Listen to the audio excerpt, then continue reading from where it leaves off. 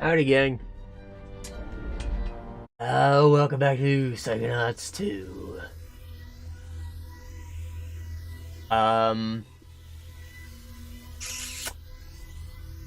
Been a week. I'm on time. I swear. I think so, at least.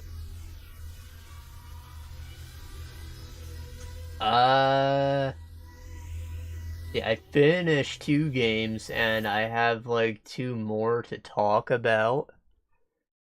So we have that to look forward to. I did look up if there's a shrinky power or something along those lines, and there is, which means even though they told me to go wrap up my unfinished business, I definitely do have time to explore more after I do this next mission with Ford. Just maybe we'll be like railroaded into another mission or something. You're going to love these new time bubble pins. Kind of like what happened with Hollis. You know, we just got thrown into like 2 different things. So I guess we should just go right to that. We got a lot of shit found. So it seems like collecting all this cyanium is going to be an issue. Because there's still a lot of pins to buy. And I've not been smart enough to purchase the discount pin, like I forget about it every week. I'm sure I knew every time I've opened the store to go buy that first. And I just, you know, it's so long in between play sessions that I have not remembered. Anyways, I believe the Ford we're looking for is the one in the mailroom. Scanning. Access granted. Oh boy, hold on. Right, that's the bubbles I'm seeing. Making sure everything is looking good. It is!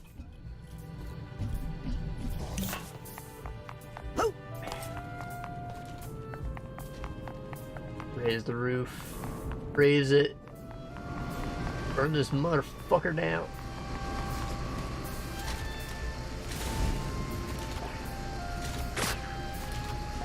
He made a Fibonacci. That's pi. You know, I didn't know his brain would be able to actually calculate this like that. That's how you know he's insane. Alright, forward, let me in that head of yours. Clerk Cruller. Yes? How are you feeling? Busy. It's like nobody's been sorting the mail for days. Well, yeah. Would you mind if I went inside your mind and sorted a few things out? I'm never opposed to anything getting properly sorted. Mm-hmm.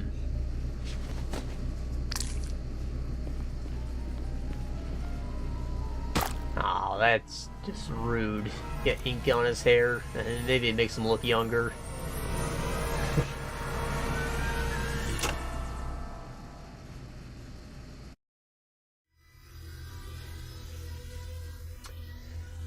I forgot to timestamp the last video. I kind of just let that fall aside.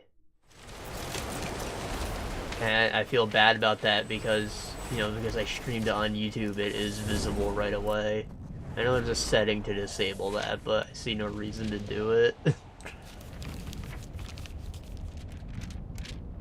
And at first it had me like, you know, I was right on top of it. I would go do it almost immediately after the stream. Well, I know all the fucking important moments are still in my head. That's cute.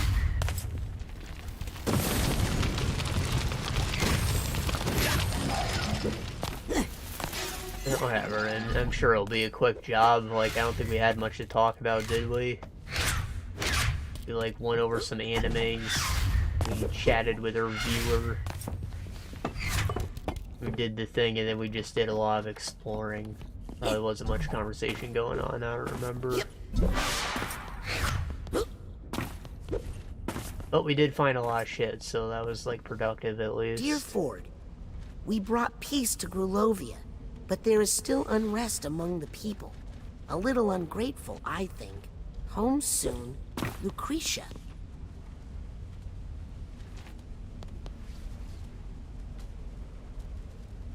I like those houses. They look like ice cream. Someone busted a fat wintry nut on them.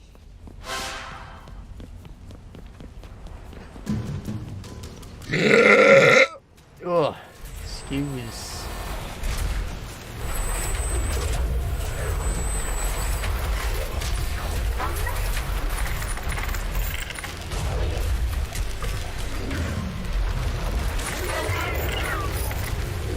There's a piece of Ford's mind in here for me to reconnect. It'll probably be up in that giant, clunky head.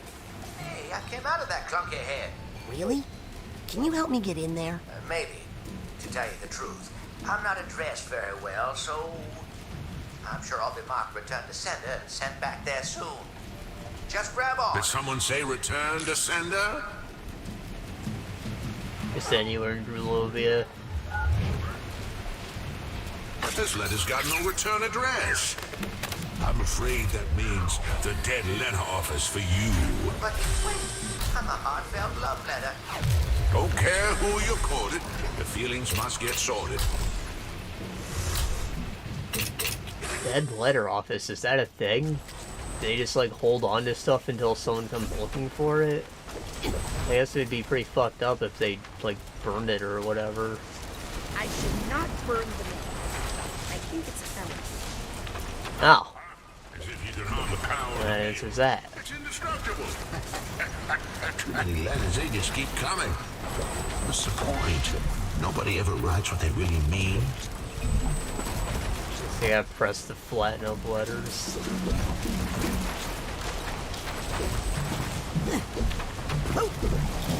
I never thought about all the work that must go in to correct the ineptitude of the layman. I wrote a letter once. Did I think I could stop a war? Doesn't matter. I never sent it. Maybe it would have saved 1,000 lives. Maybe just one. I wonder what would have happened if I'd sent that letter. I wonder if it's too late. Quick, before I get canceled!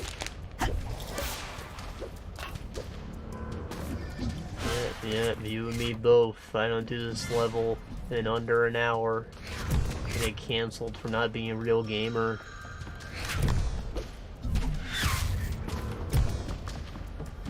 Get me out of this graveyard!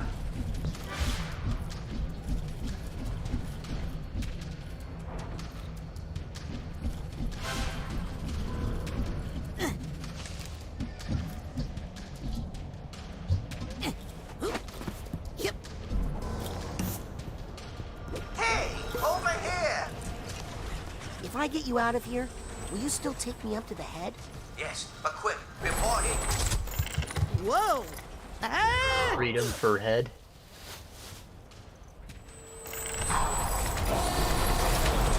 Oh, my mistake.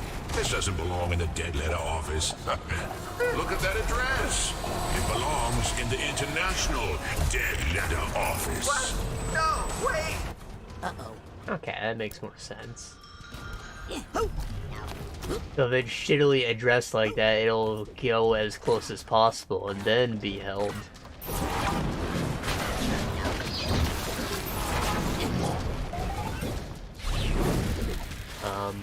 Okay. Yep.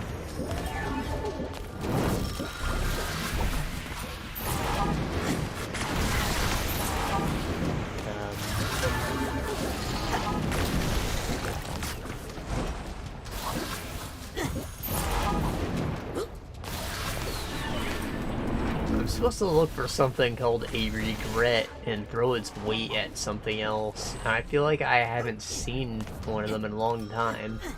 It sounds familiar, but like, this guy who just showed up, we've seen quite a few of him. We've seen plenty of the judges. But no regrets.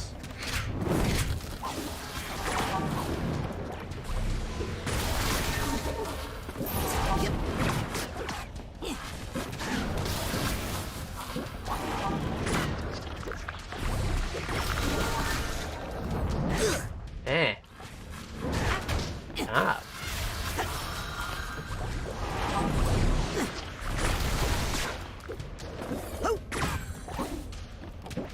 Lucy, haven't heard from you in a while. Send us a card, or better yet, come home. We miss you. Ford. We miss you. I wonder what he sounded like when he was young.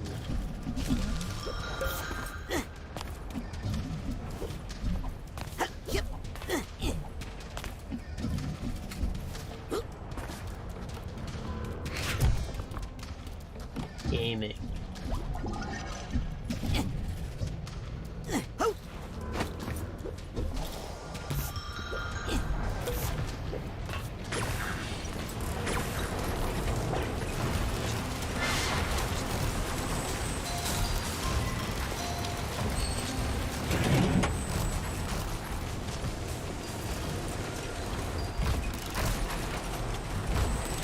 There we go.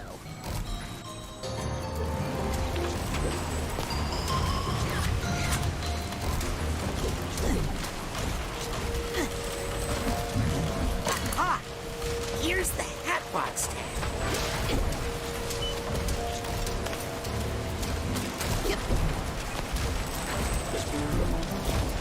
Alright, so...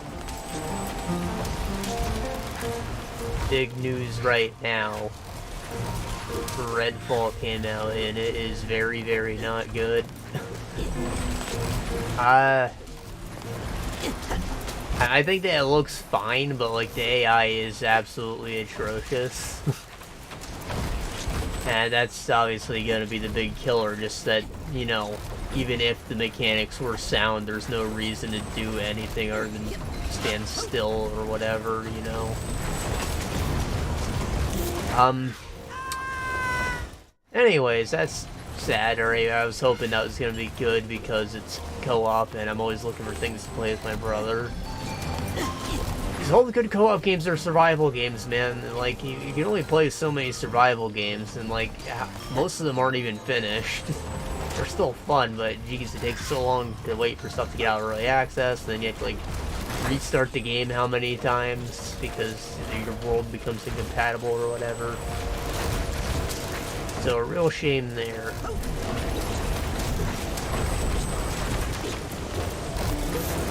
I need the metal connection.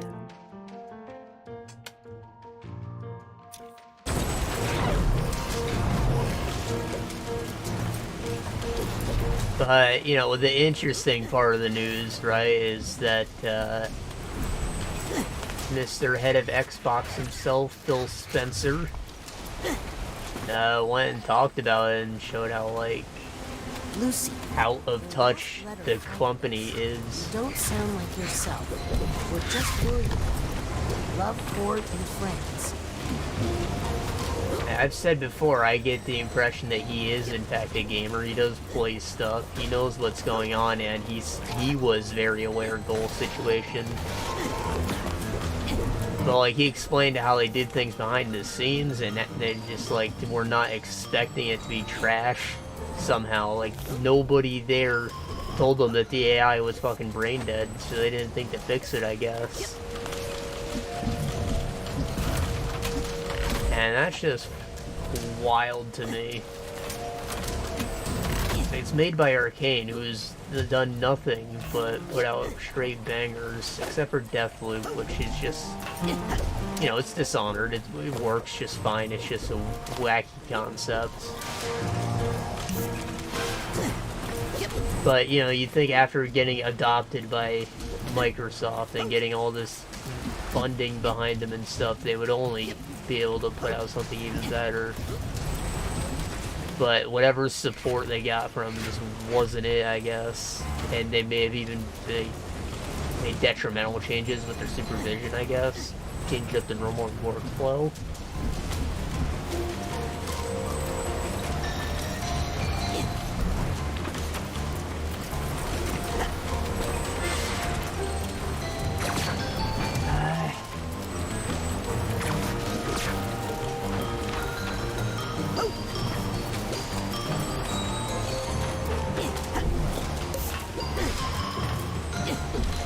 Yeah, I just thought it was interesting to see, like, the guy who's, you know, their literal face company head Just saying that he knows they're fucking up, and he's sorry about it.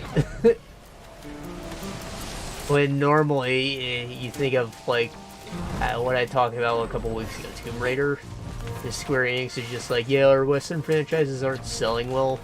It has nothing to do with how we market it poorly, and that we underfunded it, or we overestimated how much the game could sell, even though it's the third entry or whatever.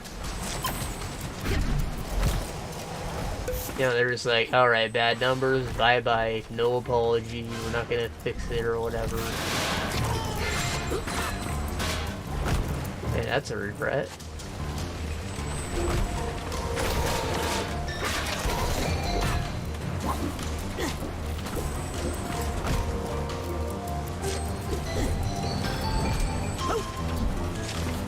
Well, you know, good for them. We still haven't seen too many of the fruits of their recent acquisitions. Like, you know, we're all waiting on Avowed and Starfield and stuff. Now, where did I put that letter? So hopefully those do go well. But to my understanding, Gears of War isn't doing well. Halo Infinite didn't do well.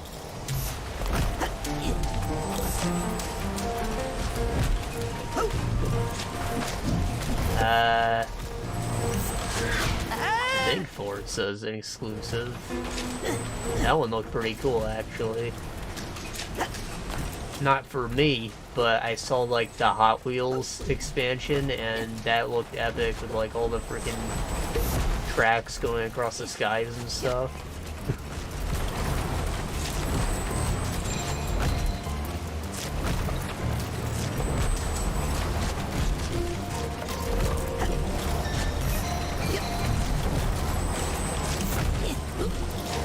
Anyways, just thought it was interesting, and hopefully it can get some work, some love done to it soonish before it's too late.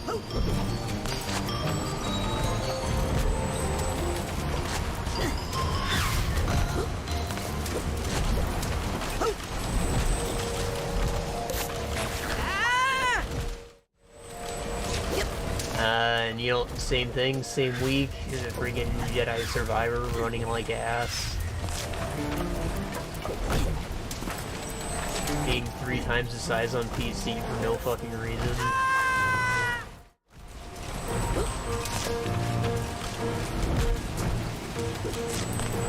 I think I wasn't planning on buying it right away, but hey, I'm tight about that. Can't trust the dang AAA developers unless you really want something.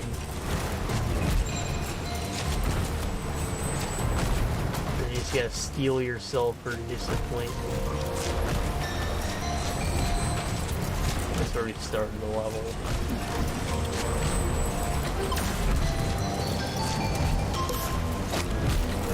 Bro, you shouldn't be able to wall jump off that. Come on. It's like a curved surface.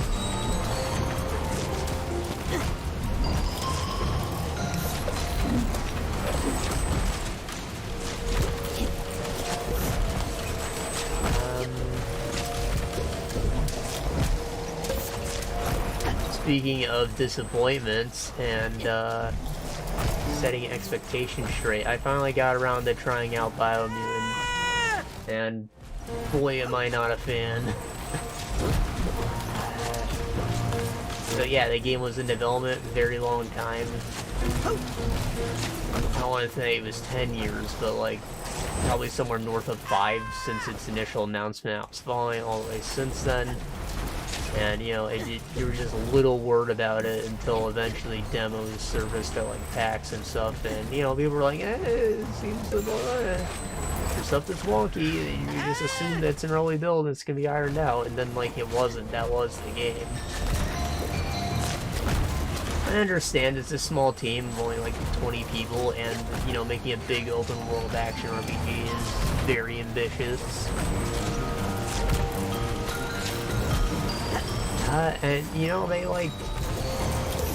got some of the stuff done, right? Credit where though they did make an action game in an open space that's very pretty.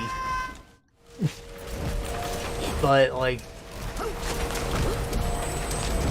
I guess you could say their lack of experience, lack of game design shows in, like, the world itself, because there's just nothing to do in it.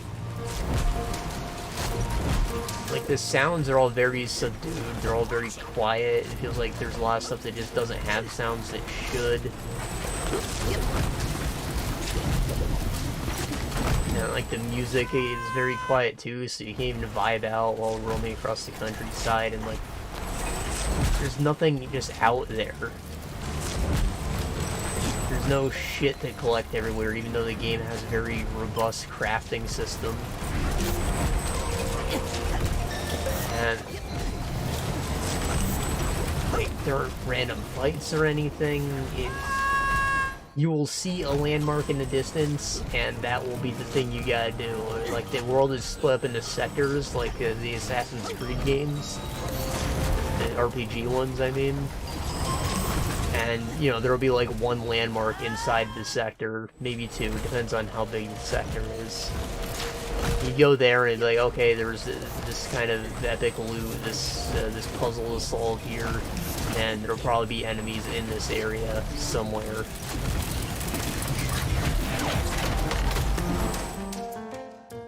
Lucy's letters. Grulovian made rode off on a wave. Sad boy, no wife, writes a letter, rewrites the letter. Untree discontinued. What, it came back to him because Grulovia disappeared?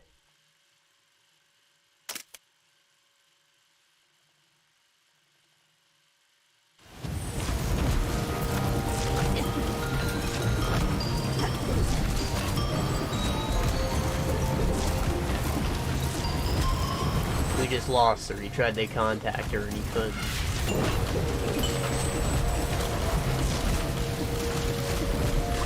What was I saying?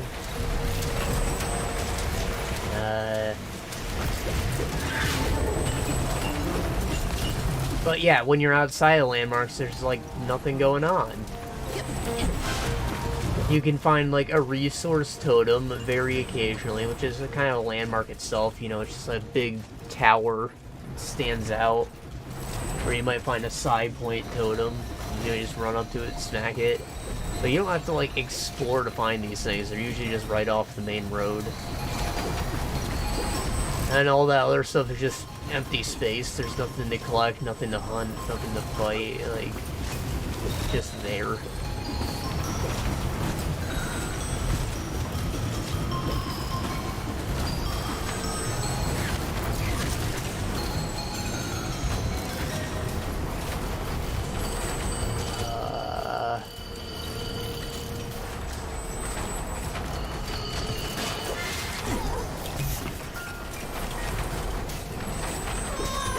I did mention the puzzles. Basically you find like old world technology like microwaves and fridges and broken sinks, and you know, it'll disguise itself as different things, like you'll be turning knobs, or you'll be turning pipes, or you'll be connecting wires, but it all boils down to rotate some things to make orange touch orange and white touch white. It's a very, like, simple puzzle. There's a little thought involved. If your character has more intelligence points, he gets more moves to use, but it'll always give you enough moves to complete it. And maybe even a bit more, to be generous.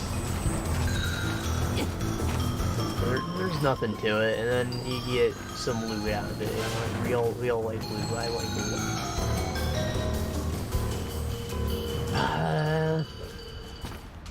I think I hear some emotional baggage nearby.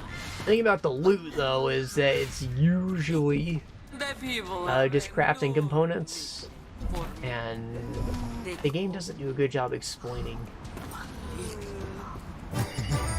how the crafting system works. the game has a very, very long tutorial. Like, there's a prologue section that you go through that's very linear, and, you know, it gives you all the pop-up tutorials, explains how combat works and stuff.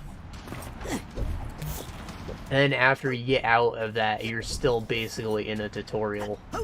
Because now it's explaining the faction war bullshit to you, and, like, it forces you to join one of two factions when there's, like, 6 or 8 of them for you to actually join. Which is really shitty because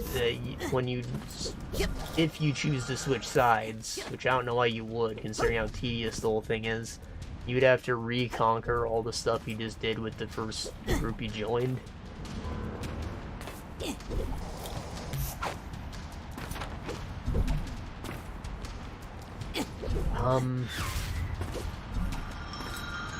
Anyways, aside from that, you just follow the road a bit and you will quickly find, like, your childhood home village. And that'll, like, set up the actual story of the game right there.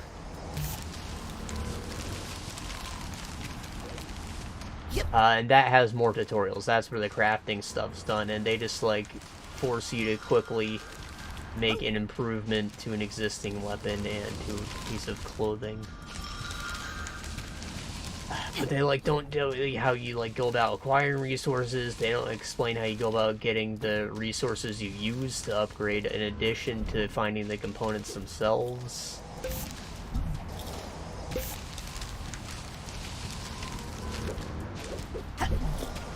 Fuck.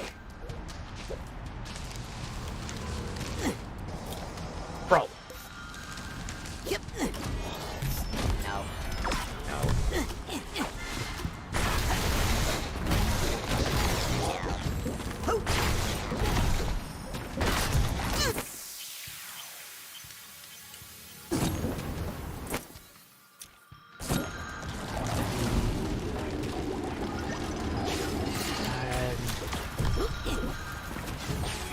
So yeah, I ended up having difficulty figuring out how to do any of that at first. And not to mention the menus themselves are just a nightmare to navigate. Every time I open them up, I feel so overwhelmed. Especially, like, the character equipment menu thing. Because it shows, like, a model of your character, right? It just got little dots on it. Like, alright, this dot's your head, this dot's your face, this dot's your ears, this dot's your left hand, this dot's your right hand. There's no just open up my list of weapons and equip one. There is. You do get, like, a Hot Wheel after you've equipped it in the complicated menu. But from there, it's like, I click on the hands. Am I equipping gloves, or am I looking at my weapon? Is it a two-handed weapon? Which hand do I click on? Am I dual-wielding? Now I gotta click both hands. It's cumbersome, it's annoying.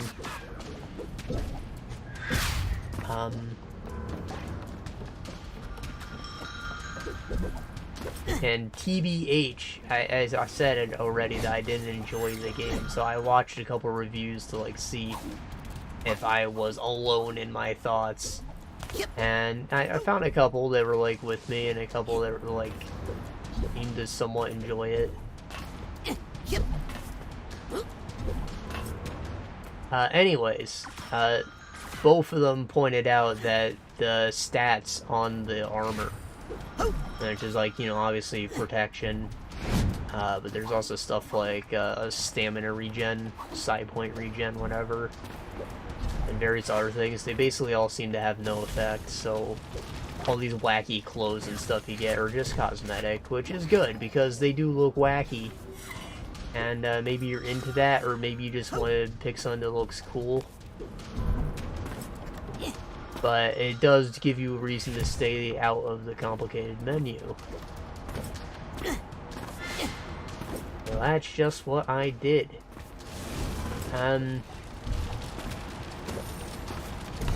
Even then, most of the stuff I picked up, like, it doesn't scale as you play, or it's not leveled. It seems like everything is what it is. So when I found, like, some military-grade equipment. It's just better than every other piece of clothing I'll find.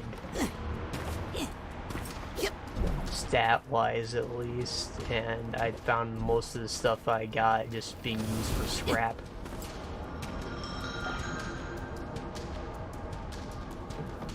Okay, just hold still. I'm gonna get you out of here. Oh, no.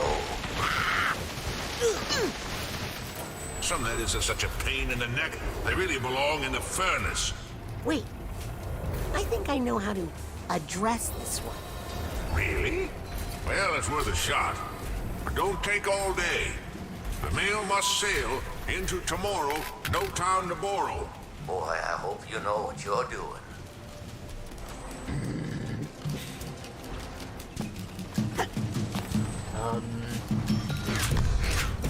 So scrap, that's the part that they did a poor job explaining with the crafting. Basically, when you pick up a component, you can go into the craft menu and you will pick a weapon that you have from a list, like an existing weapon. You can also craft new ones if you have all the proper components, but one, that's unlikely. And two, my character wasn't able to use any weapons at first, so it was difficult to get to that. Anyways, you click on the weapon, it opens up the same kind of menu where it shows a model of the weapon with nodes on it. And you click on the thing, so like, alright, you change out the muzzle of the gun, and the grip, and the barrel, the ammo, the pipe, I think that's the key I need over there.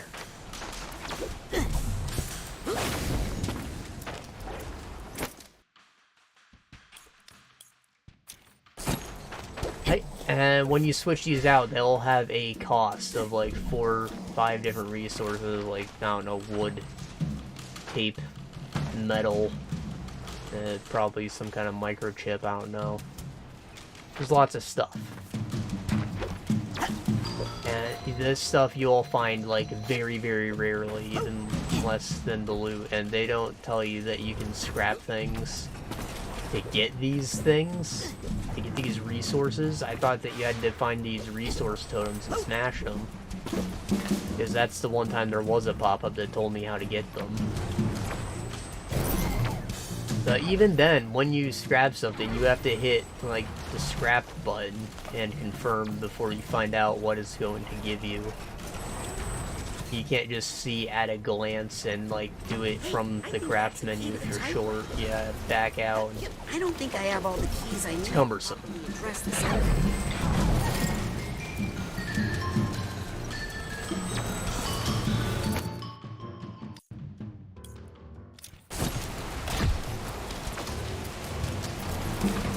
That's better. Now where are the rest? Still 2 missing.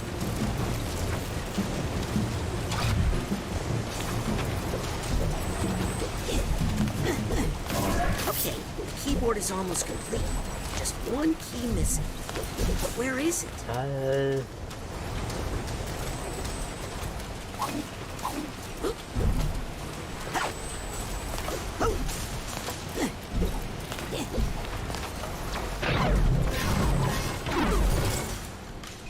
It's cool though that you're able to swap out all of those parts. You know, you get to make some very wacky looking guns. Sometimes the parts themselves are ridiculous. Like, I had a sword that I just slapped some nails and a pencil to for spikes that gave it some extra damage. There's lots of wacky things you pick up and just make stuff out of, and most of these things don't even have their proper names. Like, that pencil won't be called a pencil. It'll be called, like, a, I don't know, a steak or whatever. Or some other weird things, like they call the gross corroded water goo. Your jet ski vehicle that you get eventually is called a goo glide. An oil truck is called a sludge truck.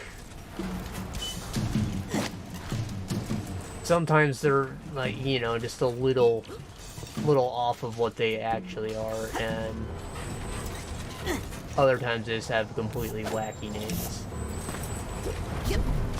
You know, it's funny because this is a society of animals that have mutated. They don't have the human knowledge. They're figuring out themselves. And so sometimes these wacky names are like what we imagine our cat thinks. If my cat doesn't know my name, it calls me master.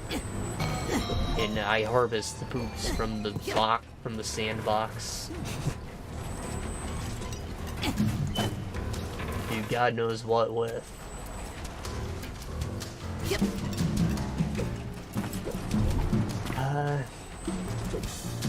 It's kind of cute, kind of babyish.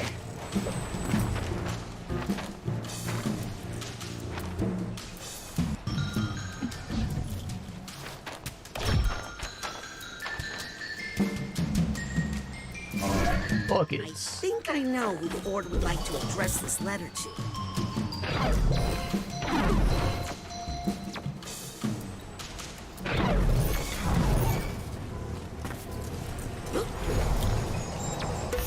I'll take this nugget.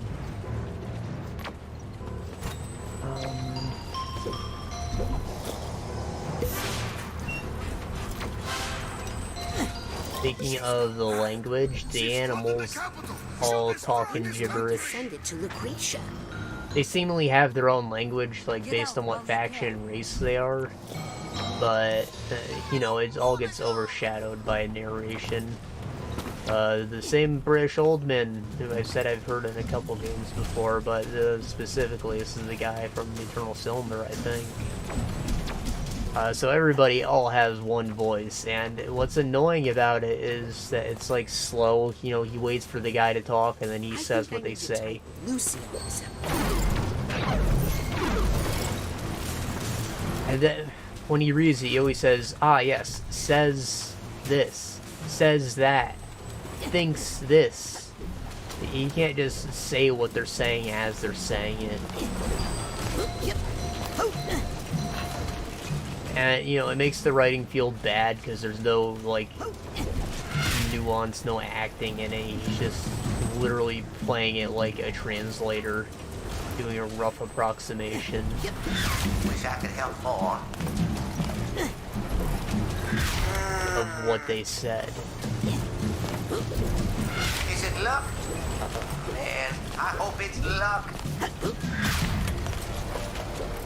Oh, that's right. That's the name we all forgot. Now let's send that off and see what we get.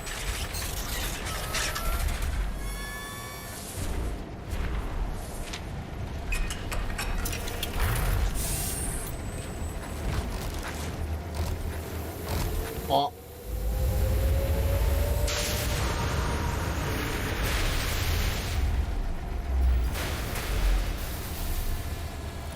I guess M is Molegula. My mail just doesn't matter.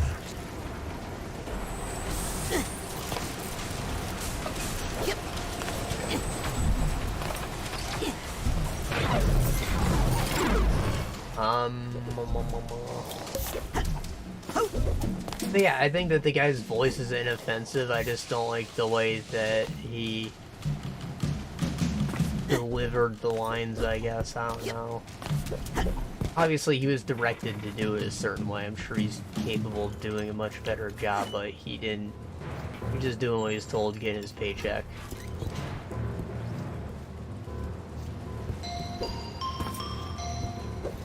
And, you know, I know that voice acting work is already, like, very brutal.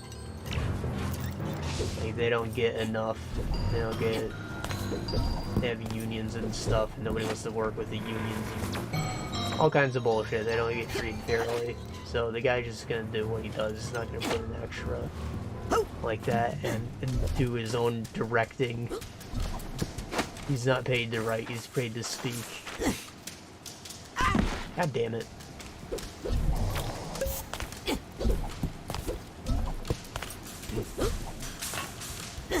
Anyways, but yeah, like the crafting system and how beautiful the world are the only real good things I can say about it. The combat is like very floaty, I said that a lot of sounds feel like they're missing just in general, but that plays in pretty heavily to hit feedback feeling just terrible. In addition to, like, game feel being bad, I picked the hard difficulty, and it just made the enemies really spongy. I felt like I was never doing any damage. It didn't help that I didn't have access to weapons, because I picked the Psy-Freak class, who starts with only a fist weapon, which can't be upgraded, and seemingly there aren't other fist weapons in the game. I didn't play enough to find one, I guess. I was picking up all these melee weapons, I just couldn't use them because they arbitrarily unlock when you can. It's not completely arbitrary. Basically, when you do one of the main quests, you will find these, like, golden safe boxes, like smash the glass to get the emergency item, right? And it'll have, like, a gun or a weapon in it, and when you pick up that weapon, you are now able to use that weapon type. So, you know, I did a couple of those. I got, like, 3 new guns, which made me able to dual wield eventually, of course. One was a rifle, the other was a pistol.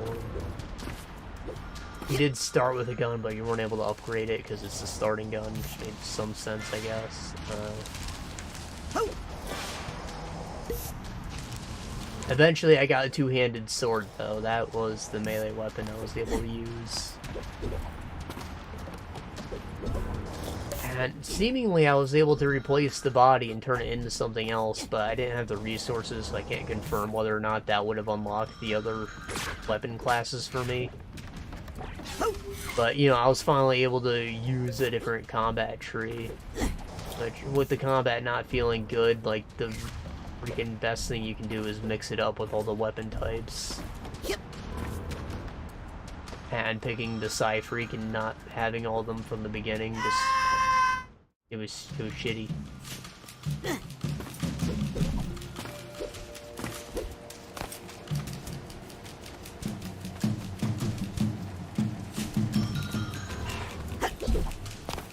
See, when you do the faction war stuff, you get your faction's weapon after a couple missions, and after defeating a tribe, you get that tribe's faction weapon, which are unique. So, like, I also had access to a quarterstaff, basically, and a boomerang.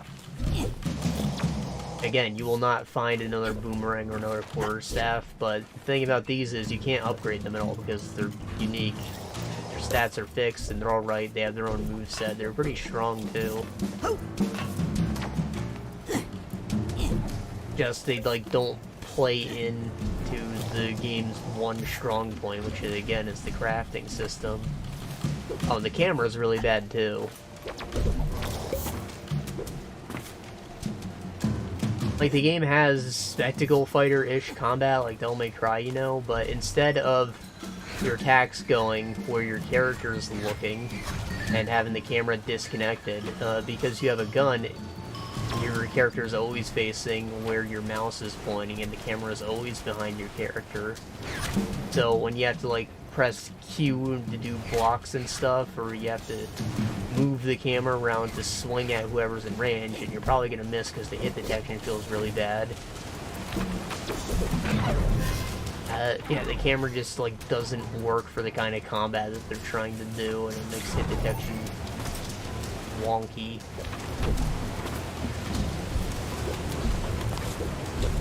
And the blocking's difficult too with the way the camera works. Is I think you do have to be facing whoever is trying to attack you, whoever you're trying to block. It's like an Arkham block, you know, you tap it at the right time, you don't just hold a block. This is a private mailbox. You aren't allowed in here. You've been missorted. You touch that, and it's a federal crime. Go on.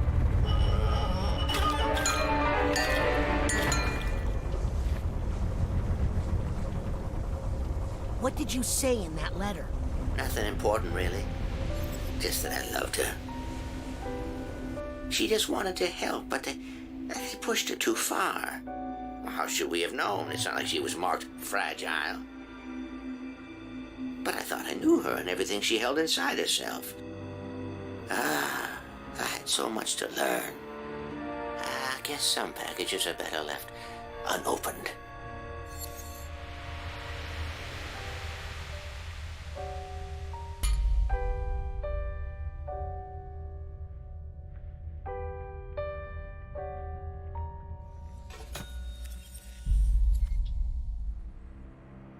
Rasputin, Agent Cruller, how do you feel? I've done a terrible thing. And so have you. But we just wanted to undo what Maligula did to you. Maligula didn't do this to me. That's the first thing I've learned in here. The rest, you're gonna have to see for yourself. I think he did it to himself.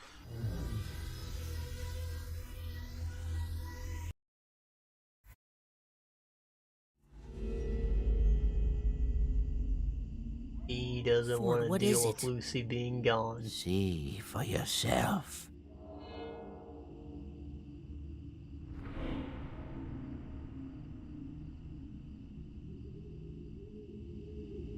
I love this graveyard. Reminds me of medieval. Medieval. Dan's crypt. You know? Yep. There's Dan right there. He doesn't have a jaw.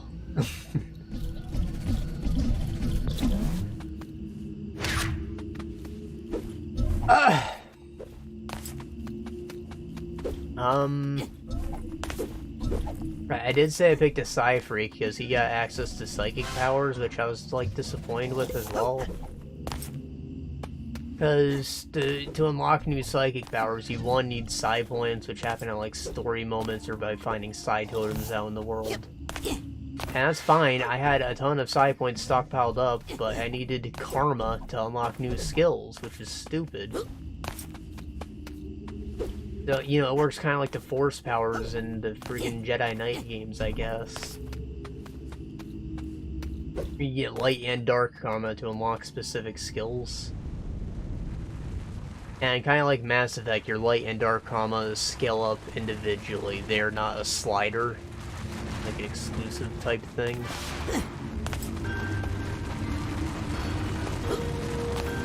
That's good, I appreciate that.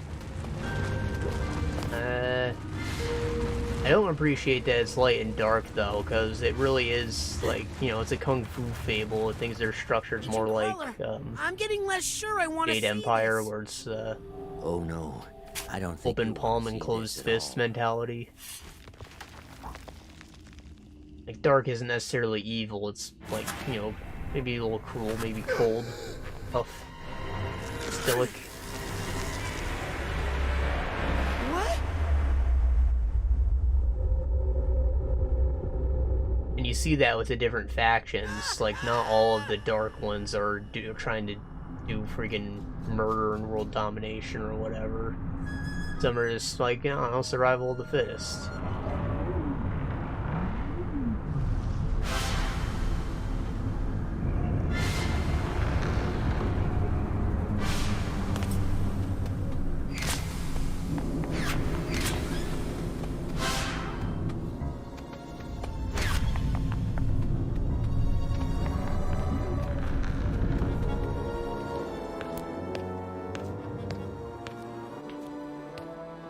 Hey, Ford, what's the deal with the Deep Six treatment? I did what I had to do. I loved her after all. Wait, what? Someday when you fall in love, you'll understand. What? Got wheels on his back?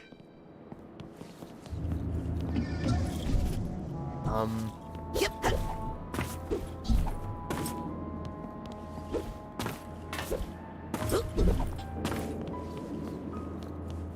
No. Yep. Yeah, I basically didn't get any new force powers, I guess. I had like a fire dodge that I equipped. And you only have, even on PC, which I couldn't get the controller to work, you only have 4 spots on your wheel, and you have to hold in the middle mouse button to activate them, so it's like, it doesn't feel good. It's a bad control scheme. Why can't I use my number keys? I tell you why, it's because you have so many things, right? Like Fable, you have your magic, your melee, and your ranged weapon all equipped at once. You don't just scroll on the wheel to pull out one or the other. Yep.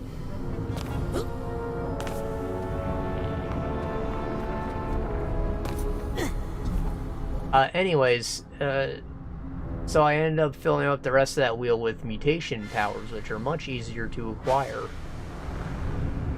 And they're basically the same thing, so it made me feel like shitty for even bothering with the psych stuff, because these are just as good and don't require scaling and intelligence.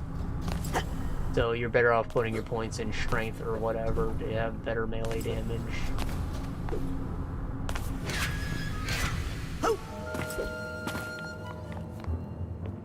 Ford, what's going on here? What did you want me to see? I couldn't let her go free. She was a danger to the world, even though it was the world that made her dangerous. Lucretia? Where is she? Safe. She's safe. Well, she was. We all were. Not anymore.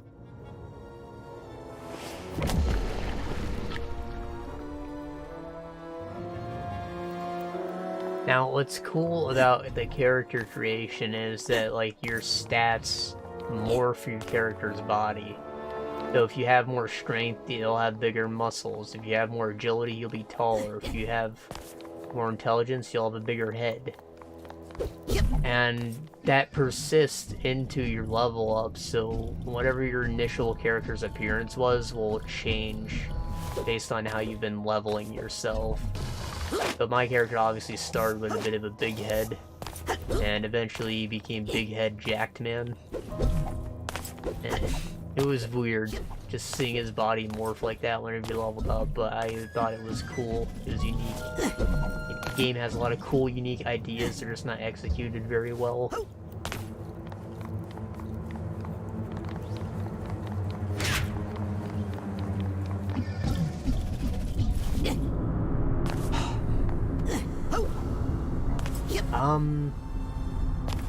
Also, when you level up, you get like a perk point, which it immediately directs you into the Wong Fu stuff, which are new attacks, new combos for each weapon type, which you only have like 2 or 3 to unlock per weapon type, so you miss out on them pretty quickly.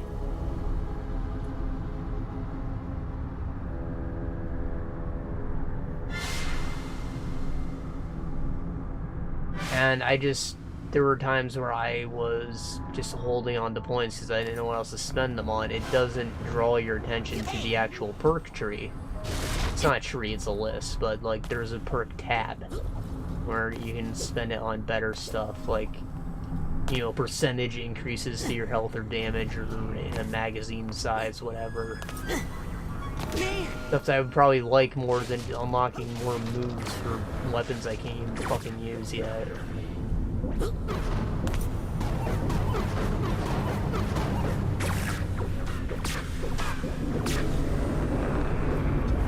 First tag. I'm probably supposed to slow that shark down.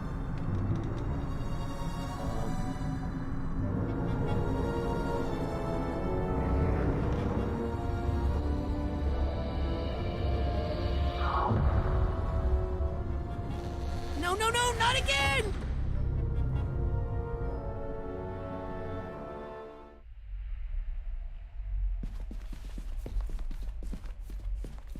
Did I miss out on that thing? Door ain't go through. Oops. Ah! That's your grandparents, Laszlo and Morona. They drowned in the Palermo Dam disaster, remember? What? No! Grandpa Laszlo died there, but Grandma made it out and came to live with my father. No, Raz, she didn't. Ford, I just saw her today. No, you didn't. What do you mean, no I didn't?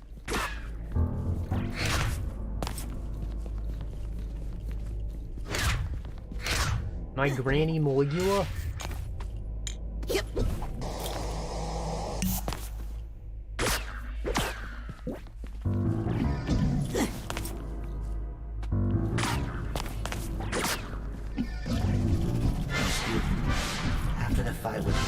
With Maligula? She was defeated, but That's it. I think I've snuck her collected away every from the others figment in this and brought mine. her back to the gulch. I put her in the astrolabe, one of Otto's inventions, created to make permanent alterations to the psyche. And I used it to isolate and neutralize the part of her psyche that was A murderer? problematic. And I had my Lucy back.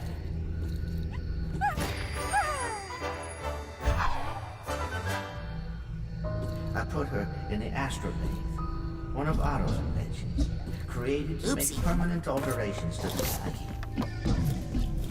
And but I knew the world would never forgive her, so I had to hide her somewhere safe.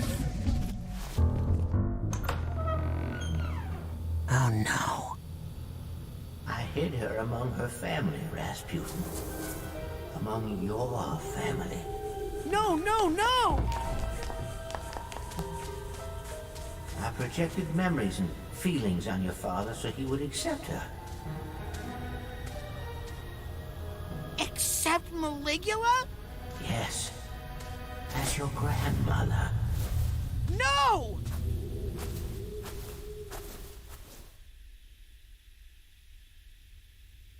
Oh.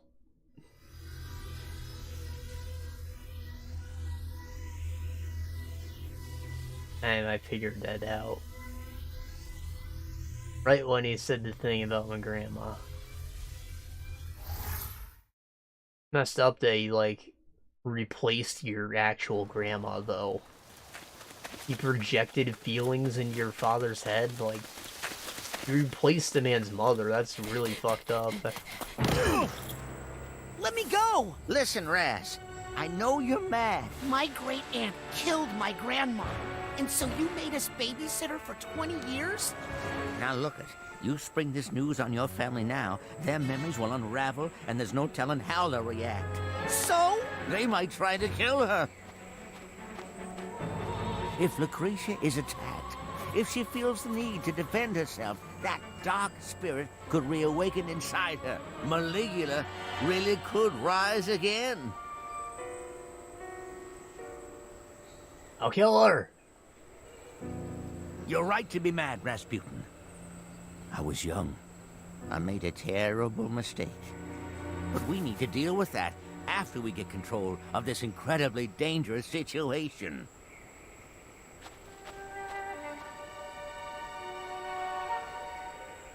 She's not there. Probably wandered off into the woods again. She keeps doing that. I know. He must already have reawoken.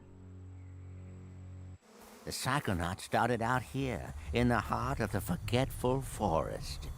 There's a compound deep in these woods, protected from intrusion by psychic devices, traps, and illusions. I think Lucy's trying to get in, trying to go home. Remember, mad later, mission first. Now stick close. I'll show you how to get through.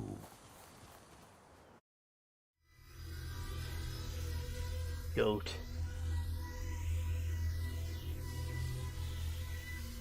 I love goats, they're so ugly and cute.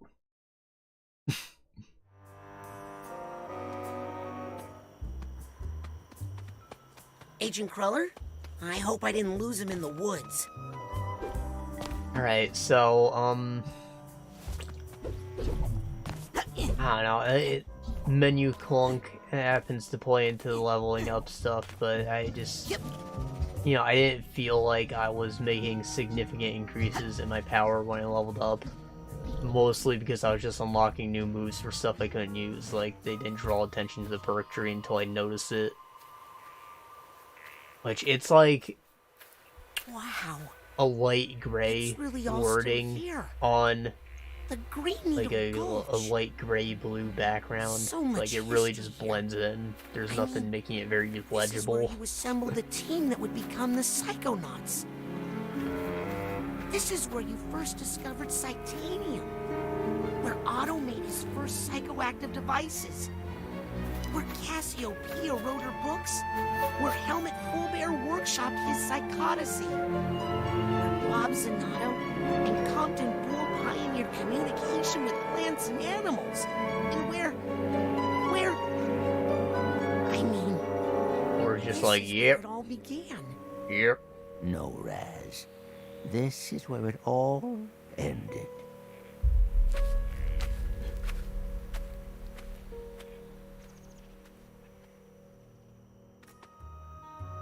Yeah, I guess it was flooded. Hey, the mother lobe.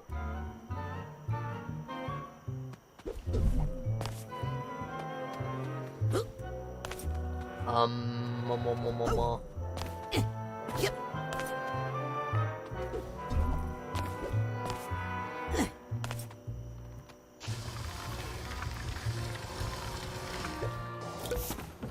So, in addition to unique weapons, I did mention you get vehicles. I talked about the Googlide, which is like a sort of jet ski boat thing.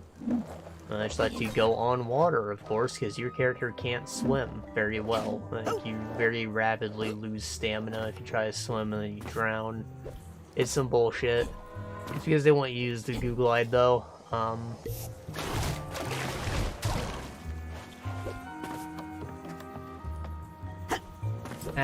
That's basically what happens. The game's kind of structured like Breath of the Wild goal-wise. Like, they're at each of the 4 corners of the map, there is a world eater that's trying to destroy the world tree. But you're trying to destroy the world tree too, possibly. It depends on your, open palm, closed fist mentality, of course. Like, do you want to save this world tree, tree of life that's supposed to, like, make things better and help with the pollution, or... I don't know. I don't understand, like, is this world tree the world tree? Because it seems like you planted it when you were a kid and it just, like, grew rapidly, so, like, there could be more of them. I don't know if destroying this one's gonna end the world or not. And, like, the pollution and stuff made the animals all really strong, so, like, you could just keep it going and see how it plays out. Like, it's not necessarily a big deal. Y'all are dealing with it. And the radiation might just make everything stronger. It's whatever. So, whether you're trying to destroy the tree yourself or not, you have to fight these eaters. Or I guess you enslave them if you're trying to destroy it. I don't know, man. It's like a really stupid contrivance.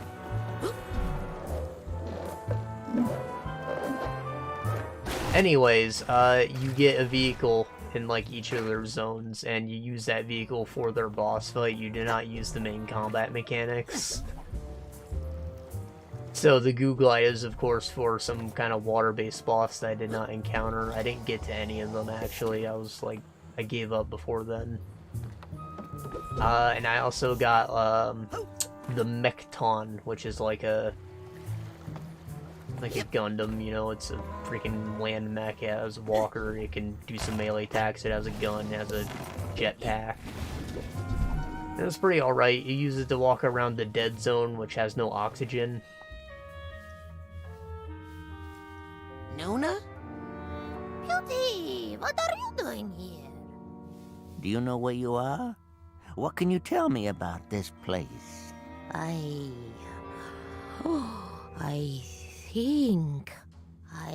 think I used to keep the cinnamon over there.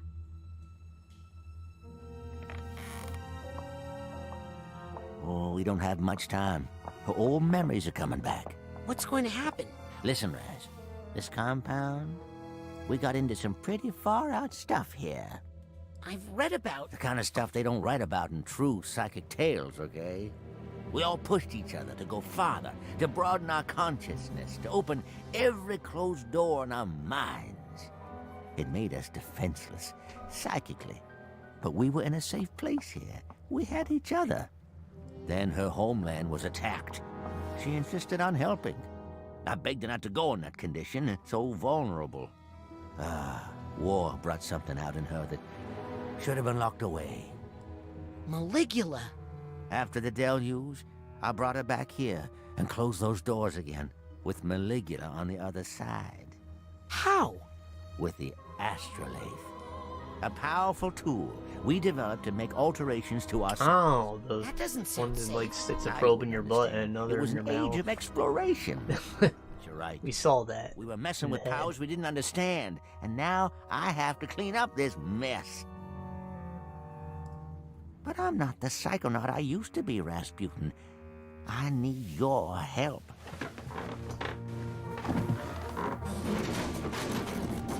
What do you need me to do? First, I need you to go to the Heptadome and prepare the astrolabe. Dimmadome? I stay here and keep a close watch on her. Be right back, Nona. Away from the river, Booty! Aha! I knew I had some chewing tobacco hidden in here.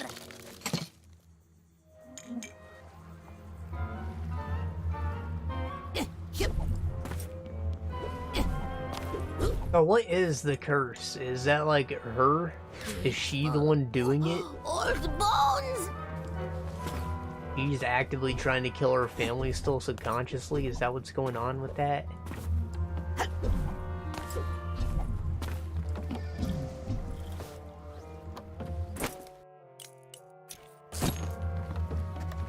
Anyways, what was I talking about? The mech ton? It just doesn't feel good to use. It was cool that there was like an area that I needed it to survive in, and to my understanding, these other areas all had their own environmental hazards connected to them. Looks harmless to me. Sensing some stray thoughts around. Okay, let's see if there are any stray thoughts around. Yeah, you don't want to wear something like that for too long.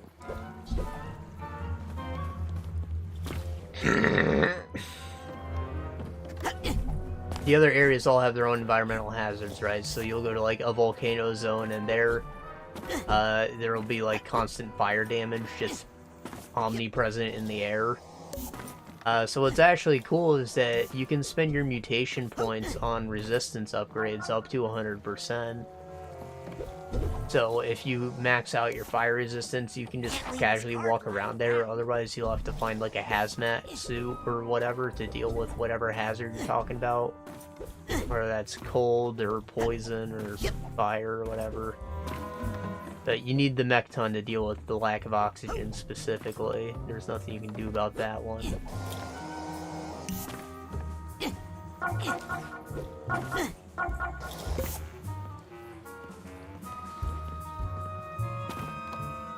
Now, my issue is just that, like, the big bosses were going to need these gimmicky vehicles rather than taking advantage of the main combat, which, again, the main combat doesn't feel good, but the vehicles still control kind of like the combat, which, again, just makes them feel not good. With the Mechton especially, if you're trying to use the melee attacks, it's just so sloppy. You don't hit almost any of the attacks. It's terrible. So you're better off just using the gun, which isn't very strong. So, you know, it's just like slow. I don't feel like I'm piloting a big, strong mech. I feel like I'm doing as much damage as I was on foot, which is to say not very much at all. And I don't get to use my psychic powers at all while in the mech, so your combat options are even more limited while piloting these vehicles. You do get to customize it though. They're like loot boxes to pick up wacky parts. Some of them might change out the weapons, but I didn't find any new weapons just yet. I did see that there were other options for some of the vehicles, like the Goo Glide. There's like a robot shark you can get instead that can like move really fast and crash into stuff.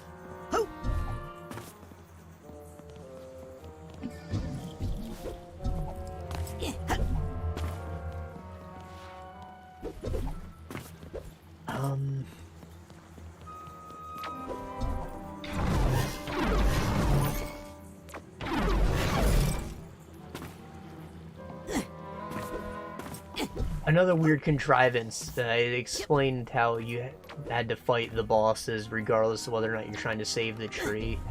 All the important characters you talk to are like people from your past, and they're all like... I was doing dark stuff because I did not fucking care, but Psychar! they were all like, "Oh, you see, you have a dark aura. Remember that revenge is not a good path. You should change your mind." You can be like, "Okay," or you say, "Fuck off," at every time.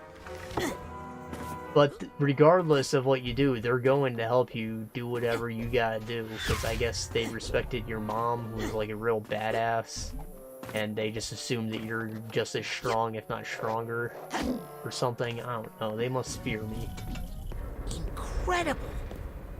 This is where the first Psychonauts met. And this must be the Astral Lane.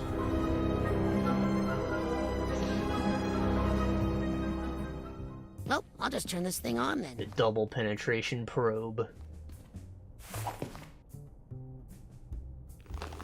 You burn them. Well, those are thick. And thorny. Like my eggs, girl. Yikes! Okay, I'm gonna need a little help here.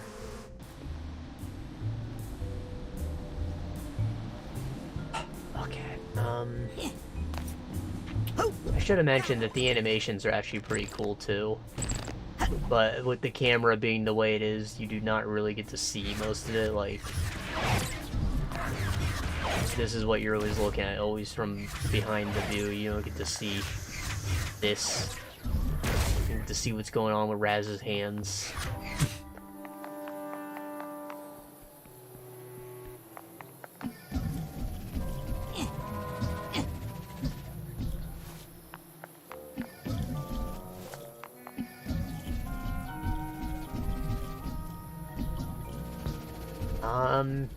Anyways, yeah, I gave it like 6.5 hours. The stats showed that 8.5 was like the average playtime.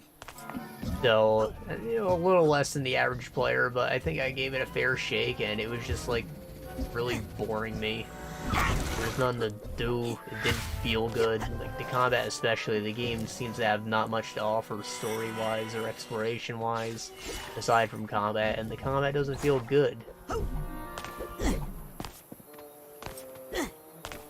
So, you know, I just saw no reason to keep playing. I was out. Even if it does have seemingly a lot of ideas, it's obviously very ambitious. And, you know, it seems like a cool, weird thing. I wish that I liked it, but it's not fun. And the thing is, a lot of this is, like, game feel, you know? The sounds Sticky babies. are Look at that. disappointing. Is that honey? How big are the bees around here? But I think, even without those, it can just do with some general retooling, and the game could be fixed.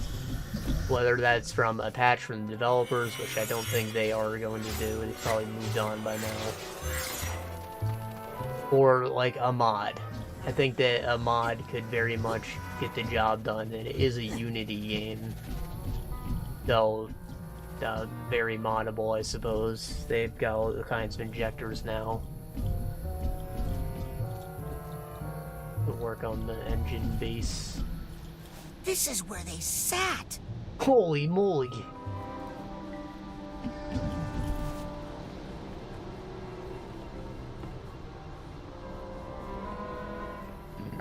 Yep.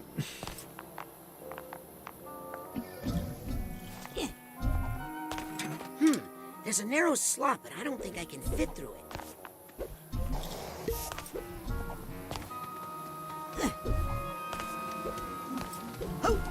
Oh, yeah, maybe if I hear about a good mod for it, or I'm really, really bored, I might check it out again in the future, but for now, I was just like, it bored my pants off. I uninstalled it, I'm done. I paid like $20 for it, I think, and even that felt like too much. I think the game was a full $60 price tag, too.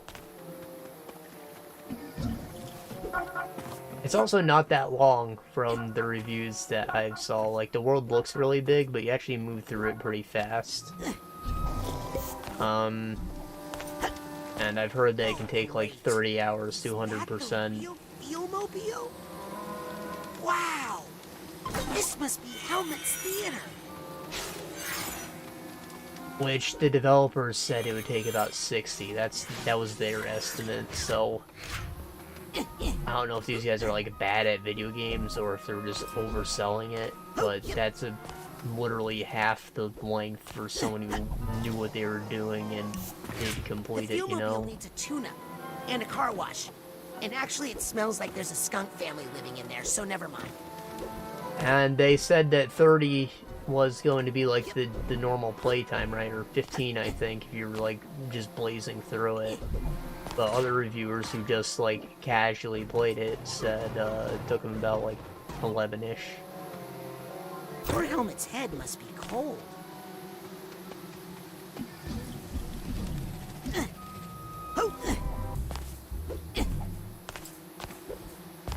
So, I want you to think about that. Even if the game was good, that's not very long for the price.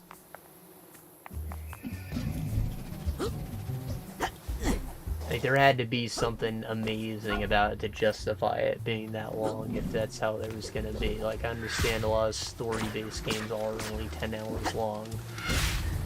But, you know, they tell good stories. Bee smoker is private property, not for trespassers. Bee smoker? You smoke bees?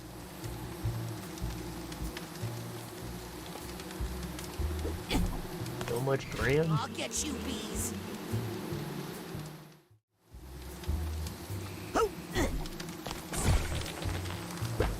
Oh.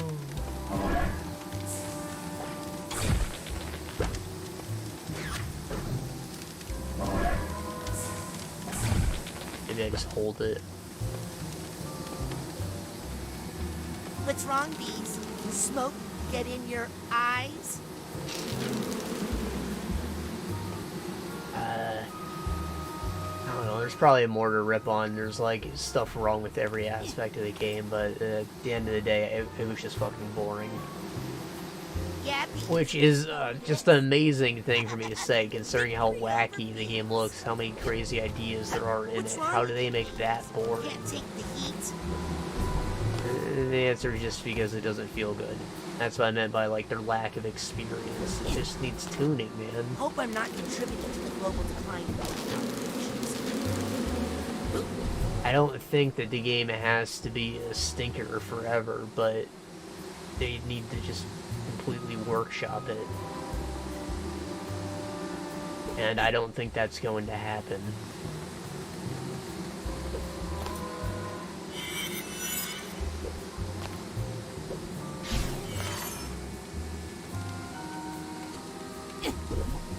I think it might be in the Humble Bundle right now, too. It could have been last month. I don't remember. Or, yeah, the month already changed, so no go on that.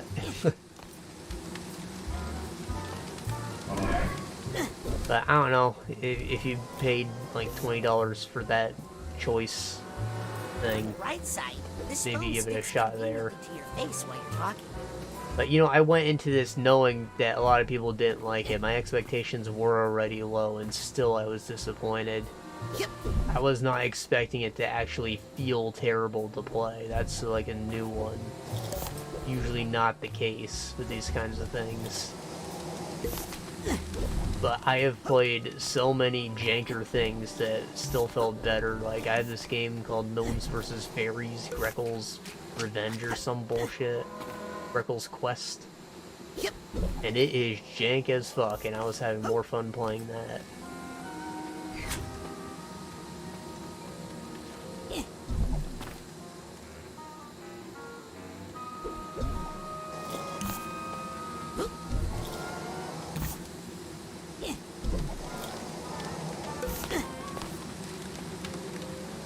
Been meaning to go back to it, actually. I only played it once, but I played it a lot. It was a long session. And the game was nutso. Really fast and like janky, but it worked. Hello?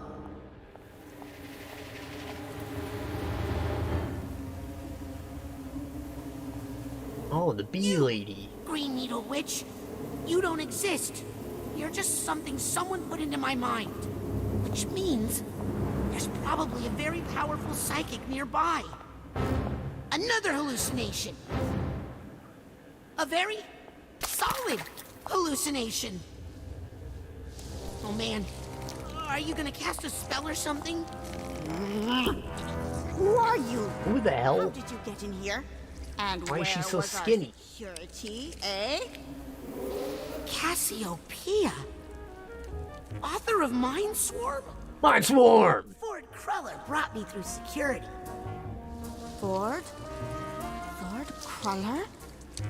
Came back? Oh, I knew it! I knew he would. But I'm not ready. I've been trying to fix this place up for him, but you know these bees are so demanding. Ford wants me to turn on the astrolabe, but it's covered in, well, really angry bees. Know anything about that? Oh, I think I can help you with that. I'm just happy to be useful again. Get out of my way. Ford needs me. Oh, I can tend to the queen later. Okay, Oh, no. okay. I'm sorry. She says I can't talk to you anymore. Wait! Cassie!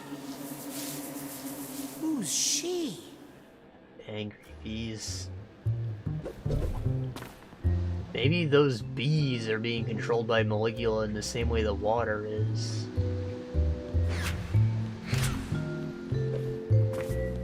Gotta find out more about this lady to know why that would be, though.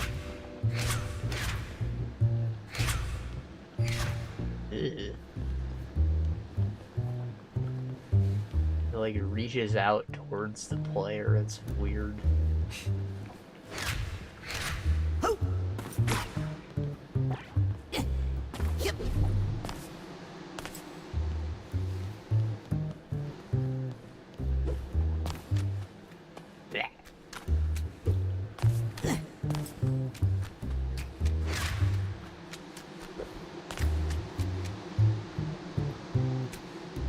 Those are some angry bees.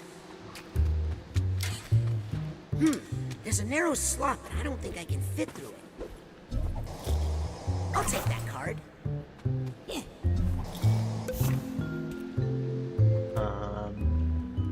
This is a really wacky looking building. Like, this is something I feel like you'd see in a Mindscape. But this is the real world.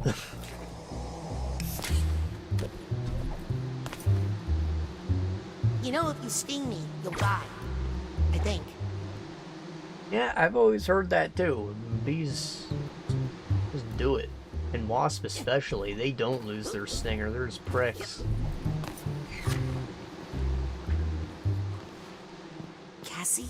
Shh, they'll hear you.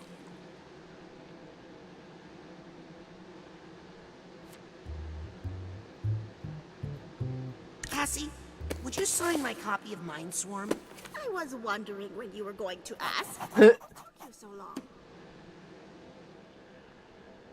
Thanks, Cassie. So, are you the Green Needle Witch? What? Why would you say such a thing? Is you're green and covered in needles. Because you're so pointy. Those are pine needles. They stick to the honey on my suit. I can't help it. Because you lurk through the woods in the dark. I do my beekeeping at night because this darn bee suit is so hot. Because you're so tall. Okay, well, I do wear lifts in this thing so I can reach the upper hives, but what beekeeper doesn't do that? No reason. Well, I'll admit, I have been playing into the legend a little bit. Why? I need to keep people away from here to protect it. This is a sacred place. I'm pretty sure nobody wants to go near this many freaking angry bees, dog. What's up with these strange bee things? I've lost control of the bees. They're keeping me like a prisoner here. I'm going to help get you out of here, spoons Cassie. in the other mouth. Thanks.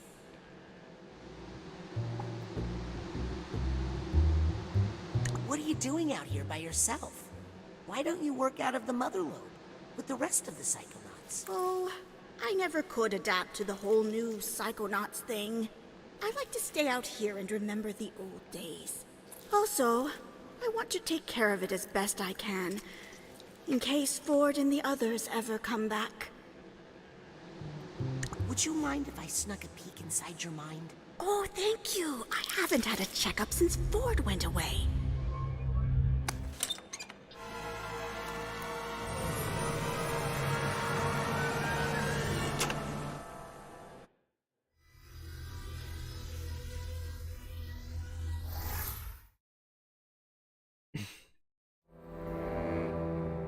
Hello?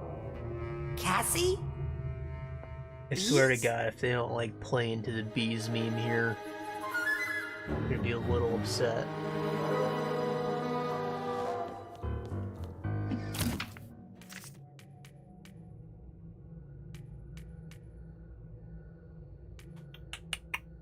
Mental block.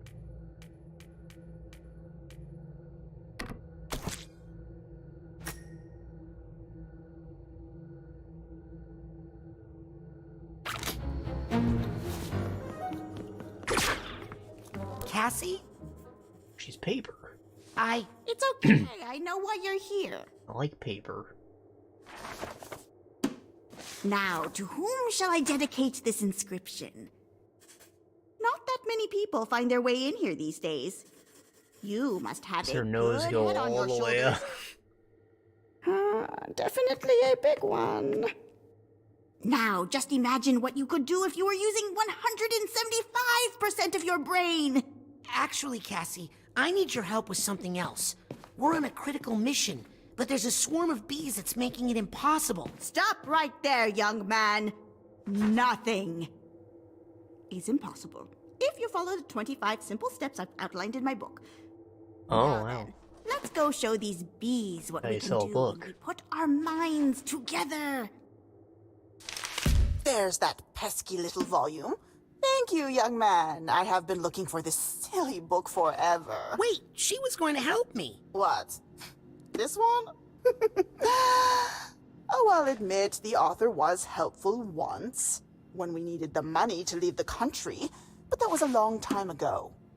But when the chips were down and we needed to fight to protect our friends, worthless. Is there another Cassie book in there that could help me? They are all restricted. Then again, maybe I could help you, if you were to help me. There are 2 other books missing from my collection. Dangerous books. These are the No books book's that got us dangerous, into this come on. horrible situation. These are the wrong books, you understand? Round them up for me. Take them out of circulation. They are overdue. Understand? Then you'll help me with the bees? I'll help you with the whole alphabet, Sonny. Alright, looks like they're not gonna do the bee meme.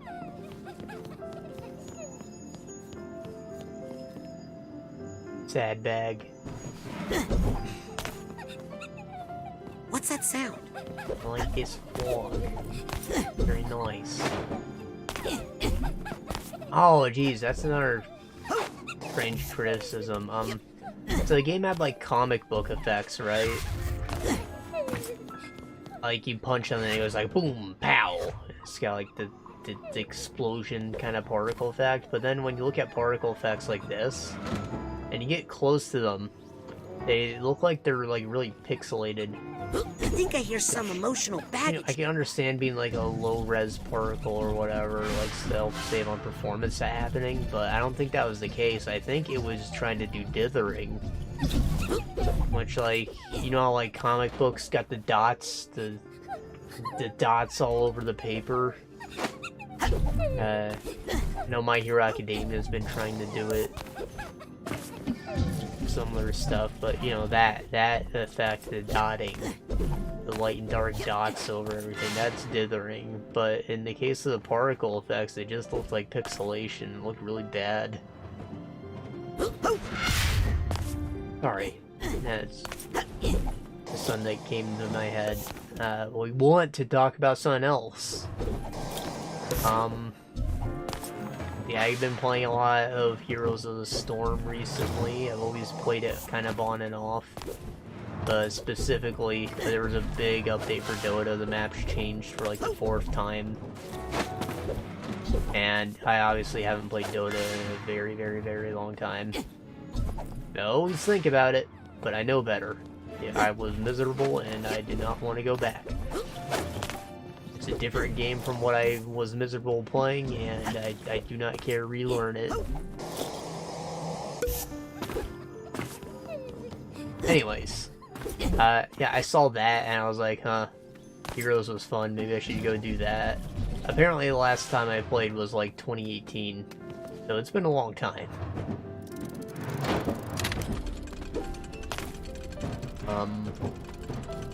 What the hell did that do?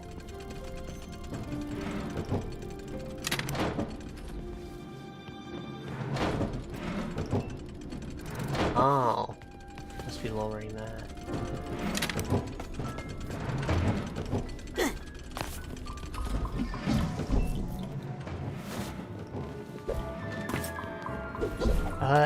So yeah, apparently around that time that I last stopped playing was one of the last updates, like 2019-ish.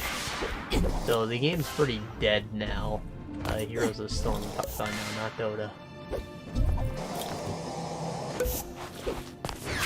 Hey, can you help me find these books? I'm her favorite assistant and best assistant, and I already looked, so give it up.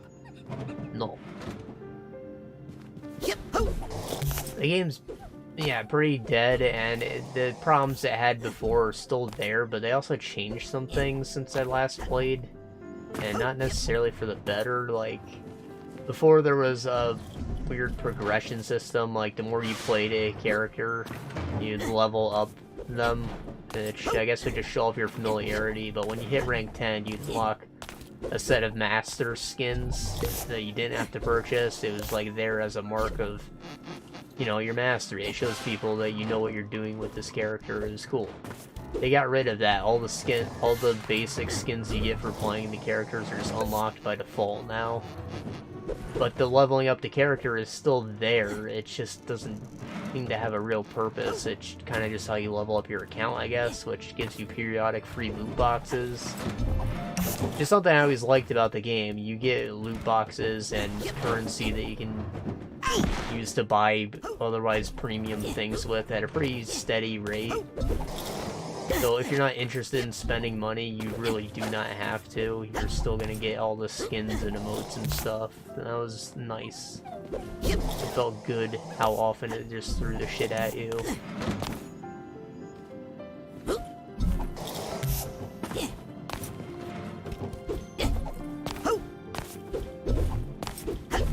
So that was shitty, but a lot of the map objectives too, which were like part of what made Heroes unique, was just every map had a unique objective and there were a lot of maps. They've all been like homogenized to be less fun. Like the Garden of Terror, for example, you had to go to these seed points and then collect all these little seedlings, and you'd get basically a golem to control, and you know, it'd let you wreck the other guy's base while giving you a temporary health bar and stuff. And that has been changed. Now you just collect 3 things and it summons 3 of the golems that you do not have to control yourself. And it's just a lot less fun doing that. The map rotation too is like gone. I guess all of them are in circulation now. But for some reason, the only map I ever get to freaking play is Cursed Hollow, which is like my least favorite map. I literally lose like 2 and 3 games on it. And it has like one of the most boring objectives too. Like, there are things you collect, and then when you collect those things, it just shuts off all your defenses and makes all your minions die in one hit. Like, it's extremely cruel if you don't get the objective.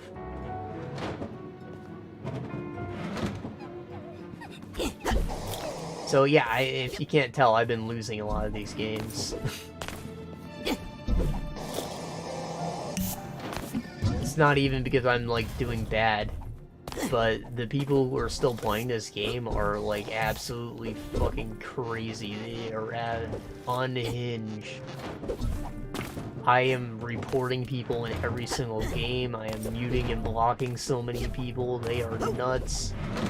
And, you know, a lot of them are really bad too, but that's how it's always been. You know, I came from Dota. I was a lot better than all these people. Not saying that I'm the best, I was never Grandmaster rank, but I was gold at some point, and now I'm like, my rank is steadily declining into bronze. Because we just keep losing. And it's not even like we drafted bad or we played bad. It's someone's gotta talk shit, and now you gotta stand still in the middle of the lane and die while you're typing some shit because the game doesn't have simple voice chat. You have to, like, opt into freaking TeamSpeak or whatever Blizzard owns. And join the voice channel. It's not just built in. It's, like, half built in. It feels weird. Nobody uses it anyways.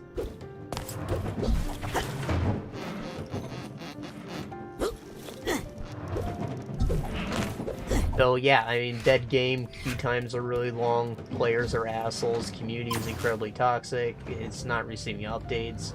I think that some of the actual changes to the game make things a little worse. And I don't know, I've been playing it for like a week or so, and I don't know if I intend to keep playing or how long this thing's gonna go before I uninstall it again. But, you know, just FYI, I would not be into it if you were curious. Still not a terrible time, though.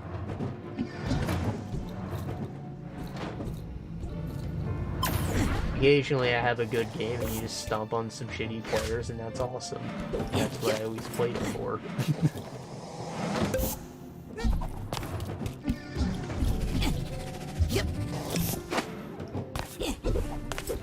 It's also just nice, like, seeing all the characters that I like and have them actually be themselves. Unlike Dota, where I'm like, oh, is Crystal Maiden? No, I'm Jaina. And I call her Jaina, but it's always Crystal Maiden. And I think her name is, like, I don't even remember it, it's been so long.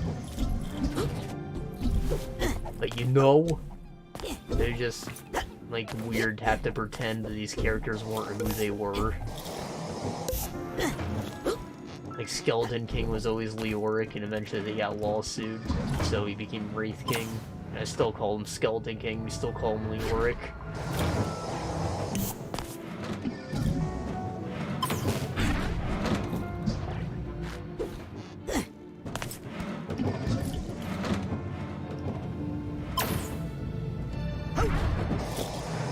Anyways, nutso, I'm surprised they even still have the servers up, considering how toxic the community is.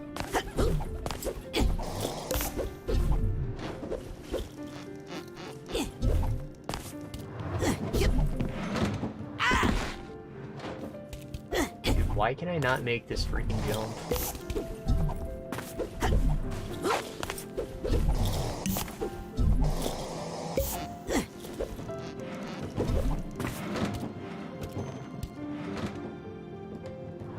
Let's talk about something good, though. I played Kena Bridge of Spirits, which was a PS5 game. Like, it was exclusive for a bit, I think. It's really pretty. First game by Ember Lab, who made, like, tech demo-ish movies before, and it shows that they were an animation studio before, because everything is just incredibly well animated. Faces and stuff, super expressive. Everything is beautiful, and the game runs fantastic. I didn't even put it on a solid-state drive, and the load times were so snappy. Whenever you die, it reloads, takes like 1 second, and you're just right back in it.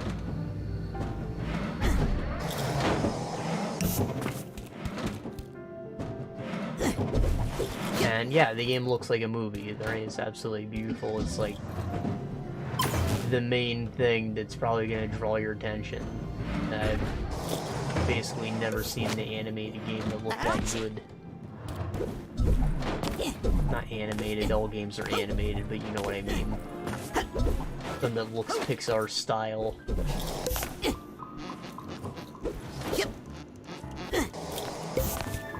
The game itself, kind of like a Zelda thing, I guess. Maybe a bit like the new God of War, exploration-wise. Got a few areas to explore, you get some abilities, you go through little micro-dungeons and fight bosses. And there are a lot of bosses, and they are no joke. The game may look very Pixar or kid-friendly, but it is extremely difficult. Holy fuck. Especially towards the end of the game, like the whole last third of it is just boss after boss, and they are all so difficult, man. It's not like they're unfair, it's just hard. I was playing on the hardest difficulty, but it's not like it made them spongier or it reduced the damage I took. It very clearly explained what the difficulty was going to do, which is why I picked it. It just like added more mechanics and made things a little more inconvenient for me.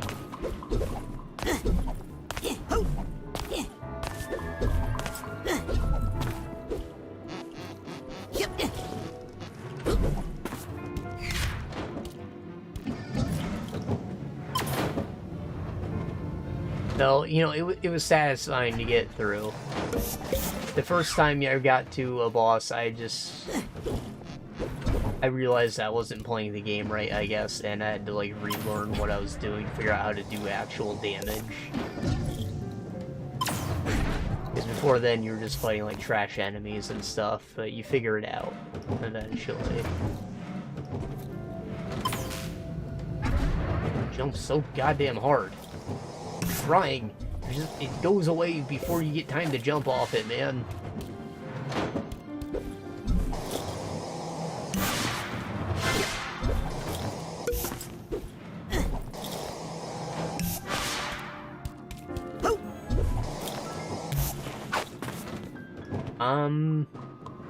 The game's not like crazy long.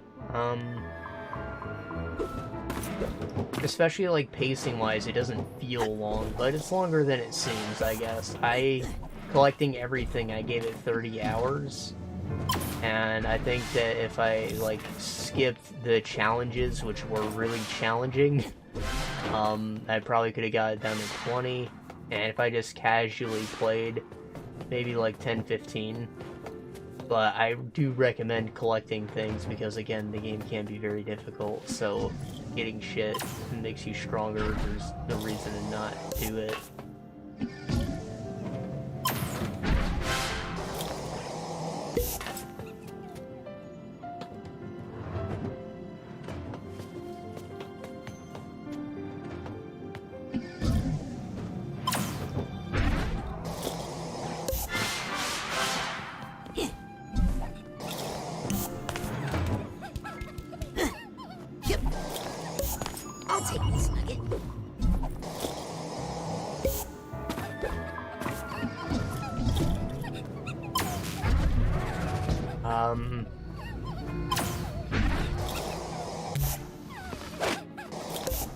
It wasn't like crazy expensive either. I think it was priced at $40 and I bought it for half off, so I thought that there was alright value for that. That's what I need. And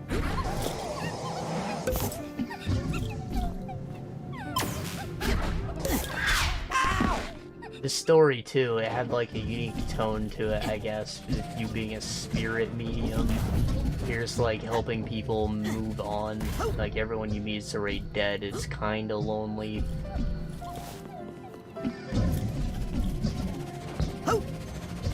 Kinda sad, but you're like still helping people, and like people are cute, but then you have to think about how they're already dead and you learn about what killed them and stuff. yeah, it just like offers a unique perspective on a lot of things.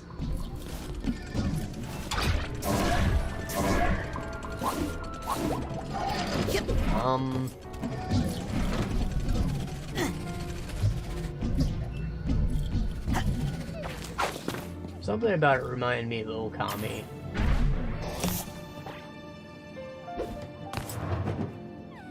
I remember having the thought in my head a lot, though I don't remember how I intended to elaborate on it. I don't remember the specific examples. Sorry about that. And no, it's not just how Japanese everything seems. Maybe it's how the world is corrupted and you like...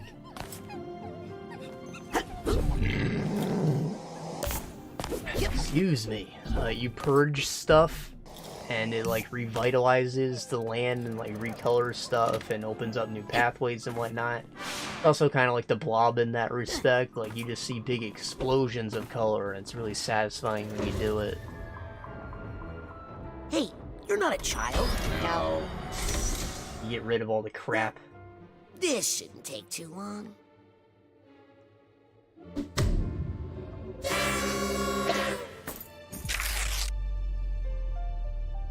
Enabler. Sensors know when something's wrong. Kill the thoughts that don't belong. Seriously?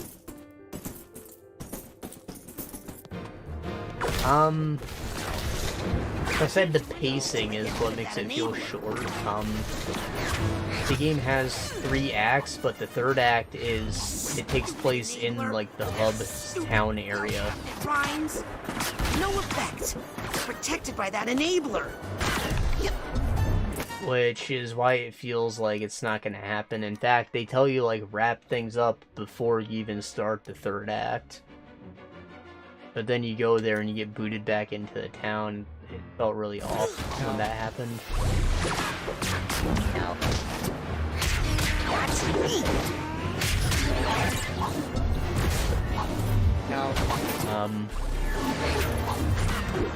But Act 1 is like very, very long, and it's, you know, it's compartmentalized. Say nice things and happy first, but enabler is just nick.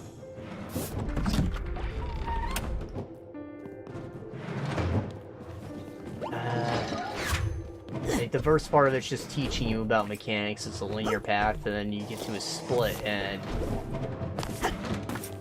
there's the dungeon area, Pretty sore, actually. This thing doesn't even have a saddle. which isn't like a proper dungeon. It's a world space, but it has like the 3 things you gotta collect, and it's got like linear pathways that culminate in a big fight or a boss or something like that. You know, it's only after you've completed the area that you realize it was a dungeon, but it did not feel like a dungeon. Bookworms. They ate my family. In fact, when I got to the part that I thought was going to be the dungeon, it was just a single room and it had the boss fight in it, which was really off feeling. And after that boss, we fought the big boss.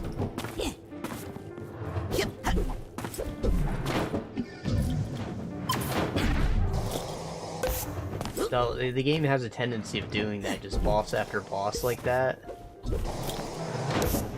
And, you know, I kind of dug it, because boss fights are usually the more meaningful parts, especially in a lower budget, more indie game like this that probably has low enemy variety.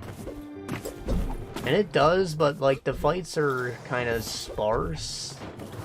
The game doesn't just constantly throw combat at you, it, like, pretty balances it out with a lot of platforming and stuff, puzzle solving.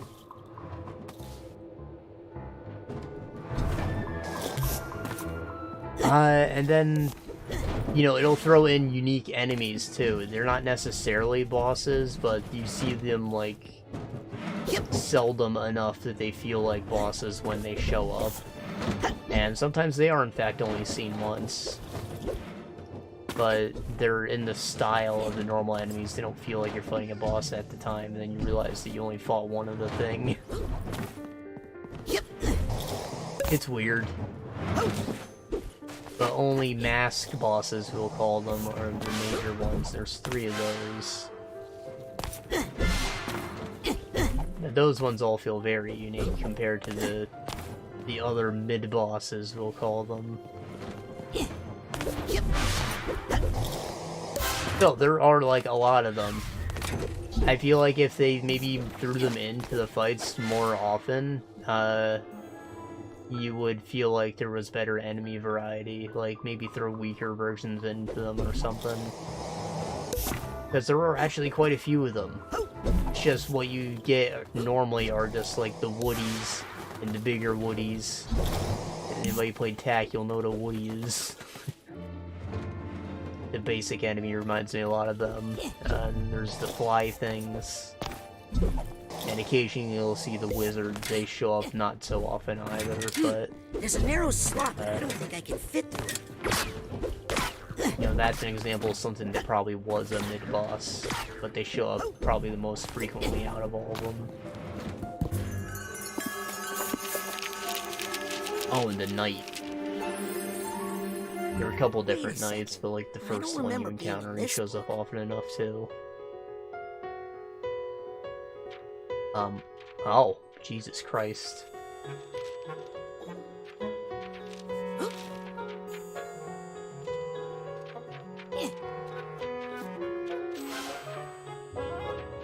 So that's a Figment? Get up there easily, maybe it'll... Oh.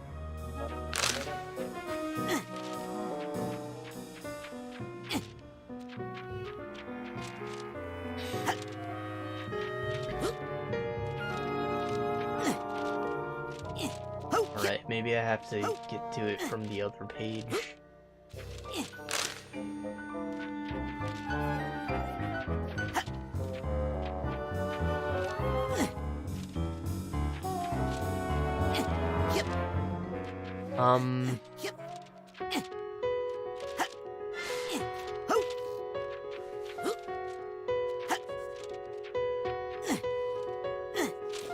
Yeah, anyways, I said there's the dungeon area, and then there's the other area that it forces you to go into, which is kind of like its own dungeon, but it's like leading up to the bow tutorial.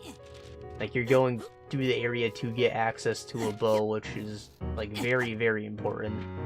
Very core to the gameplay. But you get that and a bomb. There are only 2 powers you get, and there are a couple other moves you can unlock. But both of them are, like, very significant. They change up the gameplay, what you're doing in combat drastically. I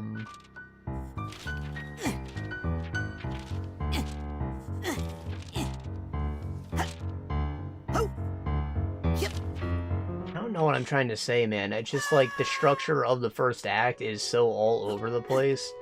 You don't feel like you're going into a dungeon, and the second act is, like, just the second half of the first act, where you're going through 3 areas of a big explorable space that makes up a dungeon, essentially. And then there's an actual dungeon included in it, rather than just a boss fight. It's like the game doesn't have a pattern it ever follows, but it feels like it's trying to form a structure. And again, the third act was like all over the place too, with having you re-explore the hub. And going through stuff that you thought was optional. It's not necessarily a bad thing, like, I can say that it was unique. It's just, part of what makes it feel short is just the lack of structure, I suppose. I don't know what I'm doing here, like how do I climb up higher? I can't use my psi abilities.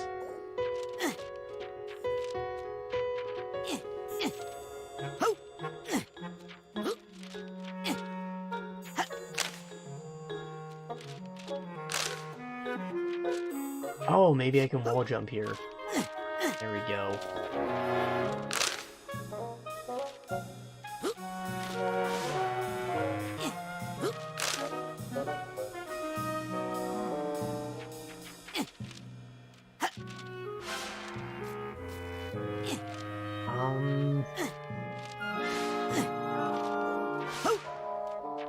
I don't know, everything feels like kind of deliberate and elegant. There's nothing wasteful, there's no fat in the game. It's all perfectly tuned with like damage values and stuff. There is a parry move, like you have a Smash Bros. Shield.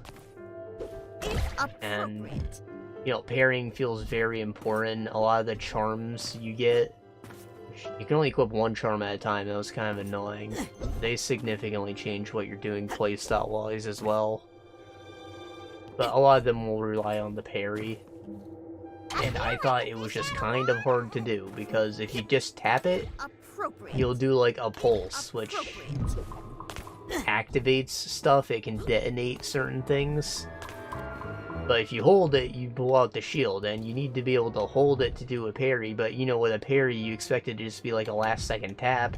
So I found it like really difficult to actually pull off most of the time, but I tried so very hard. Cassie, you I gotta feel like if watch you were out. good at parrying, There's a the giant, game's probably a lot easier than it was. You out there hunting for you. Don't worry, young man. The librarian can't get in here. That's why she sends in her operatives. Who, me? I'm not an operative. I'm just playing along with her until I find the real Cassie. The real Cassie? Tell me, child, what is your name? Rasputin. And tell me, who is the real Rasputin? The one you are with your friends? With your family? Or the one you save for your special someone? Hmm? Is that the real you? Or are you actually a combination of all those different identities? Important challenges Raz doesn't in our play it lives up for anyone, can cause us actually. to create entirely new identities for ourselves. Sometimes summoning powerful archetypes from our unconscious mind. The hero, the explorer, the shadow. My special talent allows me to summon up whatever archetype I need to survive my current situation. Would you like me to teach you how? Focus your mind's eye on a Alright, projection. Summon an archetype to distract enemies and help with puzzles. vision of the archetype you need most right now. Is it a trickster? A wise mentor? Or maybe... Doodle Bob! Nifnoy. Oh, well, very good. Woohoo! You'll get better with practice.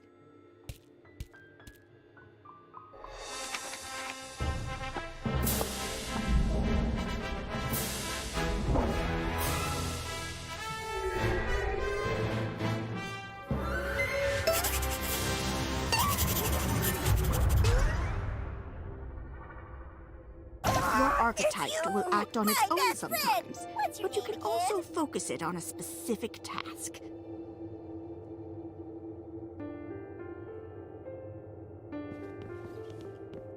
Hey! Not now. I'm working.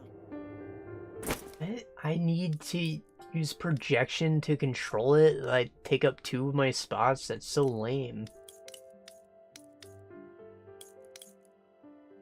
Oh, never mind. I thought clairvoyance. Is that a penny Look over at him there? go. So cute. Through the door like a pesky bill. That's the spirit. What a good boy. See where this little fellow takes you. I'll Well, meet that you at the works end. fine enough, I and then suppose. I'll I'm going tell to you stand my over here plan right now. for the librarian.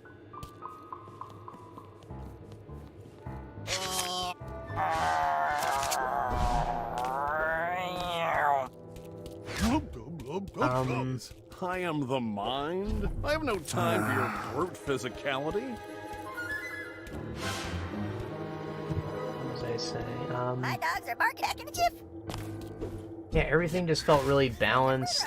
Maybe the parry timing was rough because of the difficulty I picked. I don't really remember exactly what changed between all of them. Eaton's. Don't you just love books? Yes, they're delicious. Excuse me. Yes? Are you in pain? Are you in pain? To be free of the flesh is to be free of pain, my child.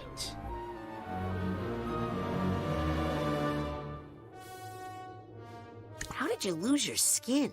I donated my body to medical science. I had no idea this is what they had in mind.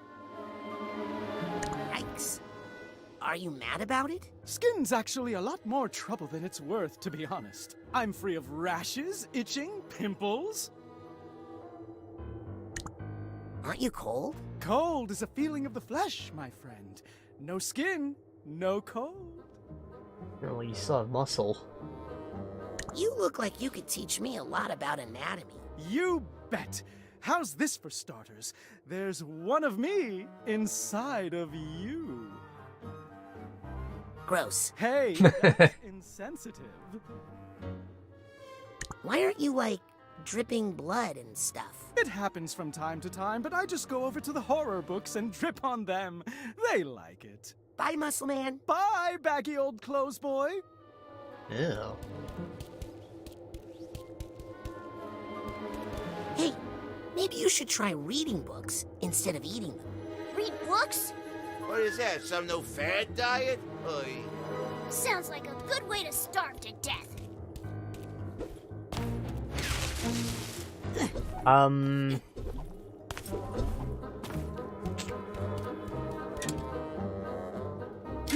There's a narrow slot, but I don't think I can fit through it. The game's kind of a collectathon. There's lots of shit to do just around, where that's solving a little puzzle to restore the environment and get yourself some karma, which you can spend in the skill tree, make your life a little easier. The skill tree isn't like too crazy. Some of it's just like increase the health of your shield, but others are like make the bomb ability splatter some goop on the enemies that makes them take increased damage from your staff attacks, and that's like a whole game changer. Or like the bomb will split if you shoot it with an arrow to detonate it instead of using a pulse, which again, a game changer. Like there's a lot of game changing stuff in there. It's all very significant. That's really cool.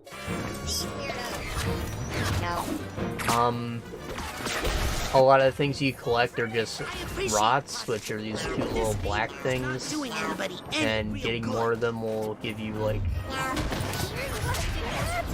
points for your special meter. It's making it impossible to do any damage. So you can do rot-infused attacks, where that's a bomb or an arrow or just a slam attack or something. Or even activate a healing flower in combat. So, you know, collecting the rots is good for you. It makes the combat easier. It gives you more actions you can bank.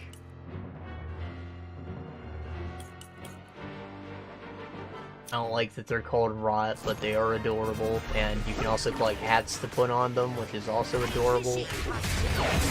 There are a lot of hats. So many that you may be able to put a unique hat on every one, if you want. Let's see how tough everybody is now. Ah, they killed my archetype, just when I was starting to win.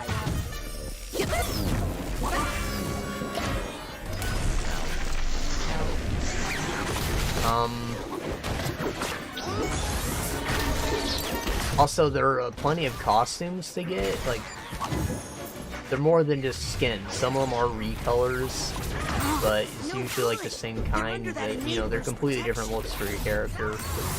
You get them from doing the challenges, which again were quite challenging, but you're rewarded with a really nice outfit if you complete them. So love that. And if you complete all the bonus challenges in the challenges, then you get the recolor of the outfit, which sometimes good, sometimes bad. None of them look ugly, but I usually prefer the base one over the recolor, which is a shame because I had to work really hard to unlock the recolor, you know. So there's plenty of those, so that's a good reward. As well as the charms. You only find a few of those through normal exploration. Most of them come from the hard challenges. And it's a shame you can only equip one charm at a time. There's no way to change that, but they're all pretty significant feeling, just like the skills.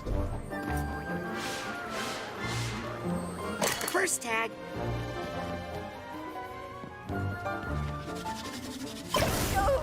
I would not go in there if I were you. Another day, another dollar. Hey, banned book.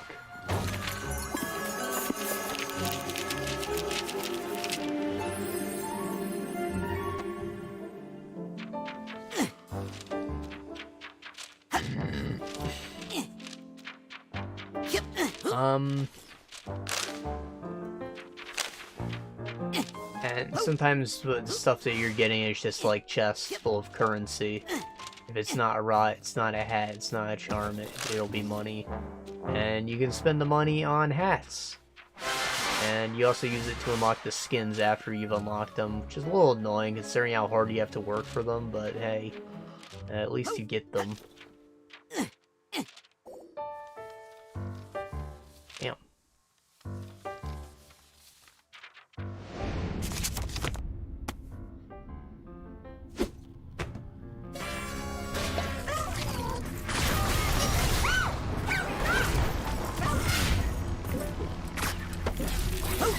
Stupid enabler!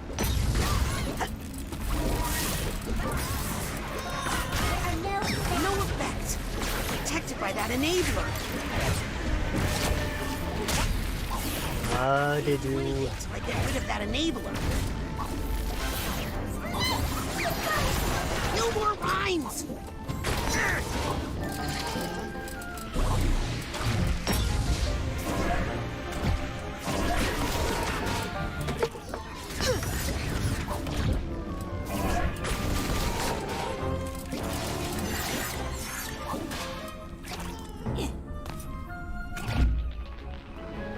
Give me that.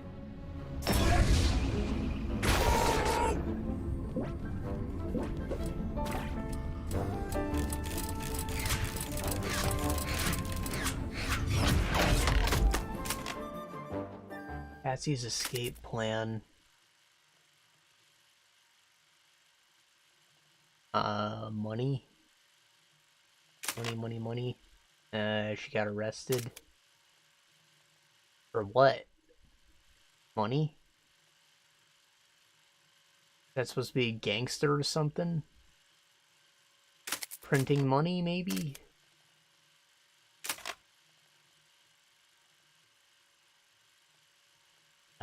Blackmail? Evidence?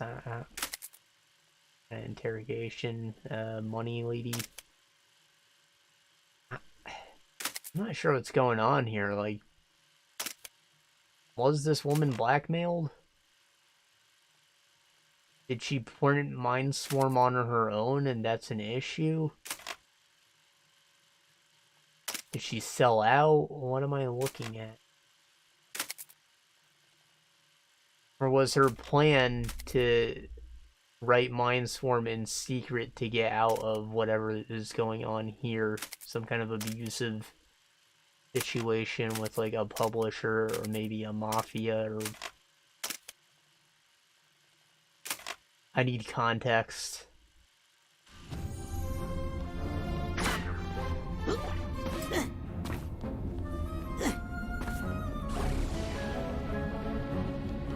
Also, I wasn't expecting that book to warp me away. I mean, I know that we've already been through a book and that's exactly what happened, but I did not intend for that to be what happened. And I hope there is a way for me to go back. Because there is a pigment inside that book.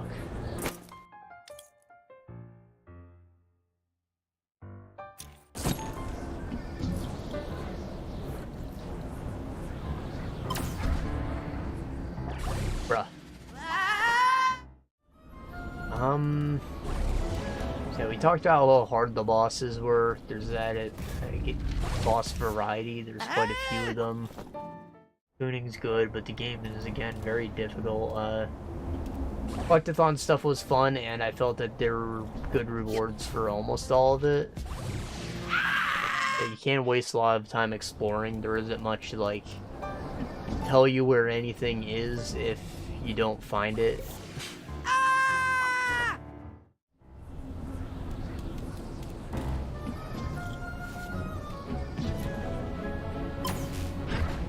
And some of them are really well hidden. I did have to use a Steam guide to get a couple things.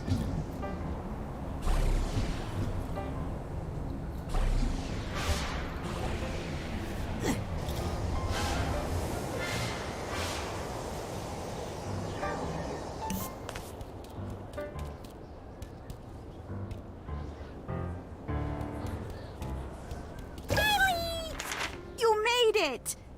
He helped! Seeing you two work together so well really inspired me. And it gave me an idea. We need to get all of Cassie's archetypes together, round up all the runaway books, and give them to the librarian. But she'll lock you all up. Oh, don't worry. We won't be in them. We'll be with you. Now, go find the others. Hurry! Ah, the Teacher's Edition. We all learned so much from this one, but we can't have her making up new identities and confusing things right when I'm getting everything sorted, can we? No, we can't. Just one more book.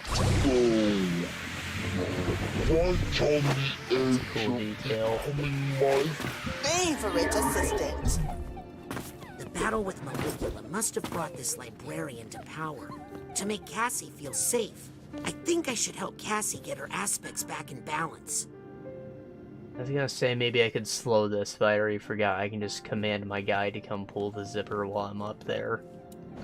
That's how I get to the last area, but I want to go through here again because I obviously missed a lot of stuff. The last one wasn't fair though, I got forced out of there.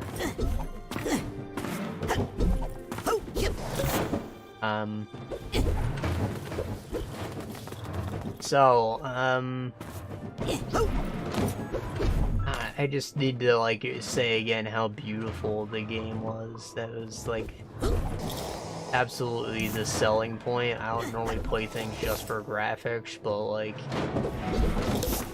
I was vibing in this world. I wanted to spend more time there. I wish there was more of it. I wish there were a couple more abilities.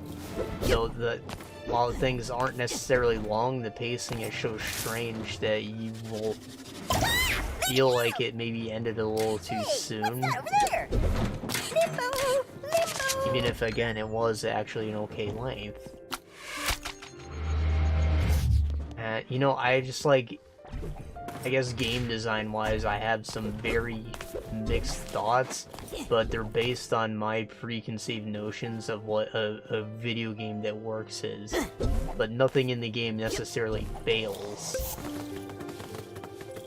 And again, those boss fights are no fucking joke. The game is definitely not for children.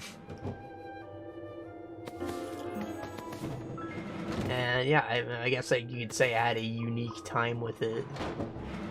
And I think it was absolutely worth it.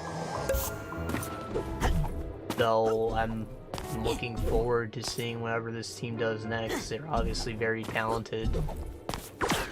Though maybe they should play a few more games to, like, get feel or pacing right. I don't know, man.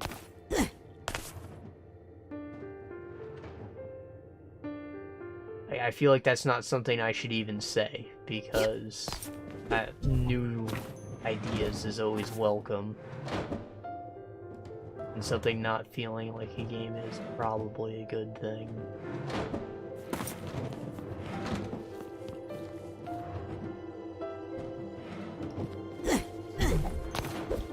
You know, not every story needs that 3-act structure. Sometimes it can just be 2.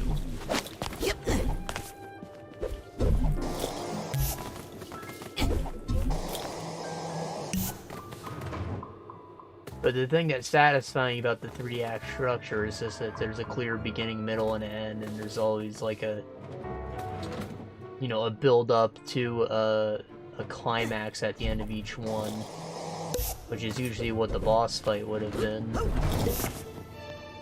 But the game just has so many boss fights that you don't feel that. Like, everything that you're doing is important except for the few long exploration phases where it's not.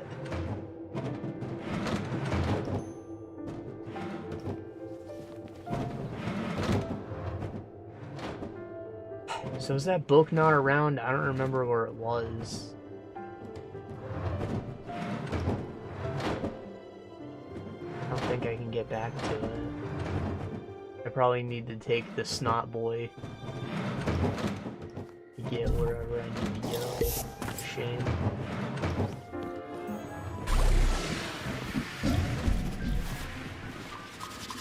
Oh, not this again! I got this! Easy squeezy!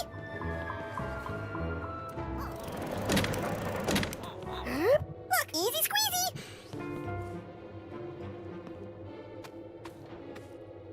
So, yeah. Definitely recommend. And I bought it for like half off probably, so, you know, I'm sure you can get it for even cheaper than I did. And not that I wouldn't have paid the full $40 for it. I think it is absolutely worth that much.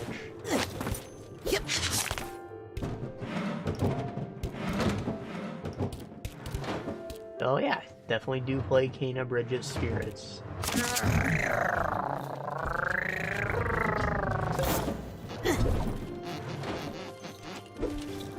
I did my best to complete it, but the achievements were actually, kind of rough. They want you to do, like, specific things in combat, kind of like what I was trying to do here, with throwing that anvil at something else, like, they want you to do some really difficult things. And, you know, I guess that's the point of an achievement, to show that you achieved something, but when it's been in a collectathon kind of game, you'd expect the achievements to be, I collected all the things. Because that's an achievement in itself, and it just...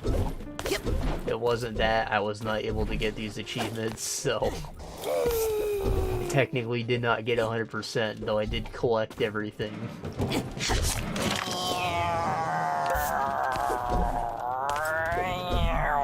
The fact that I put in the effort should say something, right? Oh, these slings and arrows! And stuff like that. Oh, these slings and arrows! And stuff like that. I think that's just optional stuff up there, actually, because that seems like that's the way to go through there. Woo!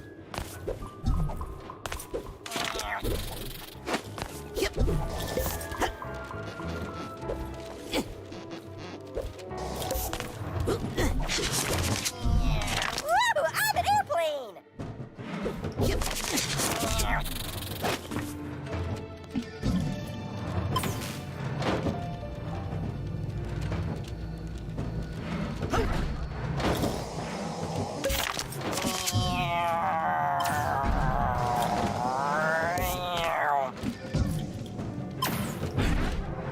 Oh my god.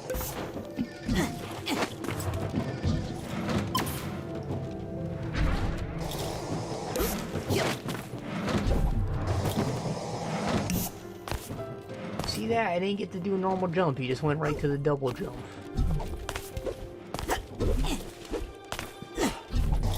You know what? I'm an idiot, guys, okay? I admit it. I'm fucking stupid. I have a slowdown ability, and I'm complaining about how fast these things move. Obviously, all I gotta do is slow it down.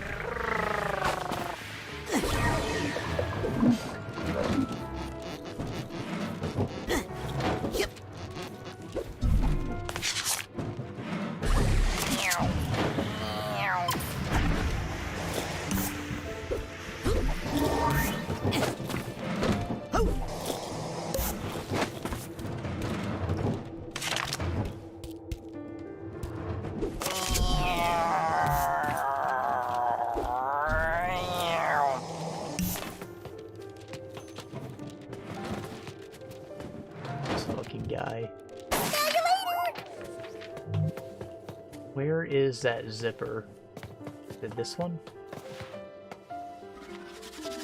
So glad you're here, you big round ball of love! What's that?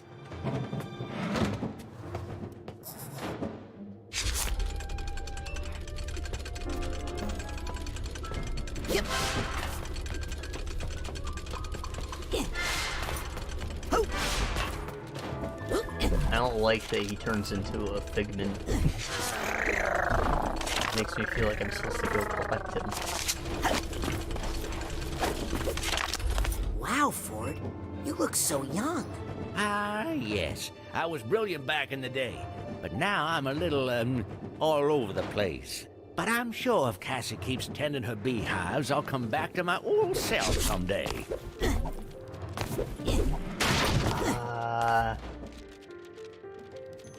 So there's one more game to talk about. Agent Boo? Hello, little boy. Can you help me get into the literature wing? I wish I could, but the way through is blocked in a most confusing manner.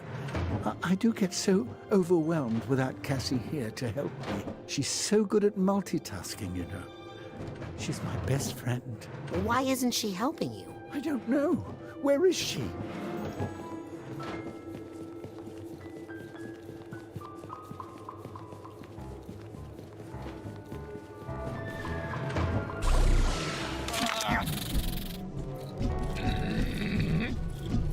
Jeez, man, I just keep burping.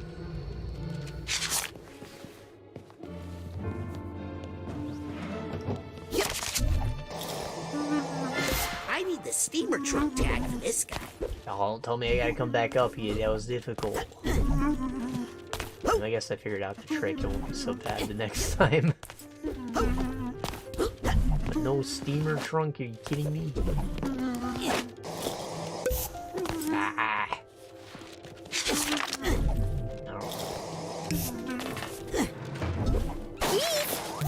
Oh, Mario plus Rabbids Kingdom Battle. I finally beat the main campaign.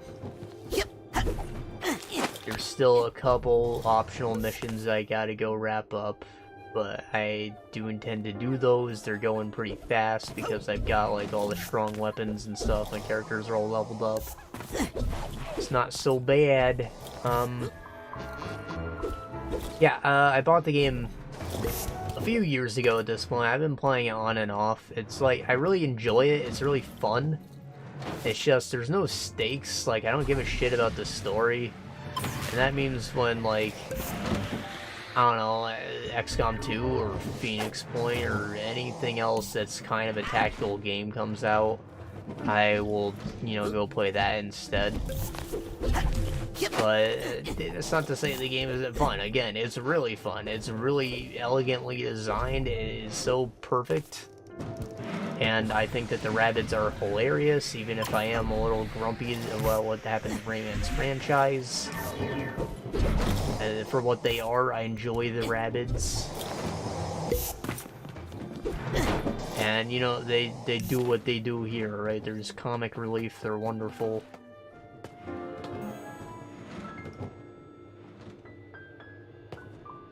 Come on. I know you're just gonna do that extendo.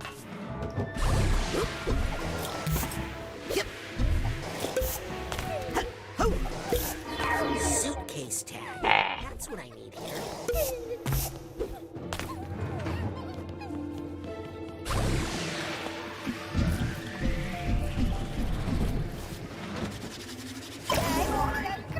Got it! Back in the jiff! Hey, are you William Shakespeare? Forsooth, etc. Oh, wow. You really talk that way. No, I just like to give the fans what they want. Huzzah. Huh? Do you know any spells that help find books? Of course.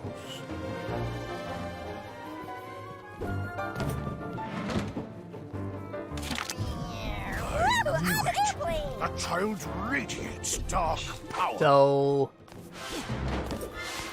yeah, I mean, basically you walk down some linear paths and they're like little micro puzzles to solve all over the place. Everything's really wacky looking. Like, there's some kind of VR headset that like laser fused Rabbids with all kinds of things. There's just shit with like rabbit ears on it all over the place, and like they're wacky things. The Rabbids are just chaos personified, and everywhere you go is a freaking weird archaic mess. There are jokes all over the place. And, you know, it's wacky. When you find a puzzle, you'll come across it and be like, what the hell am I even looking at?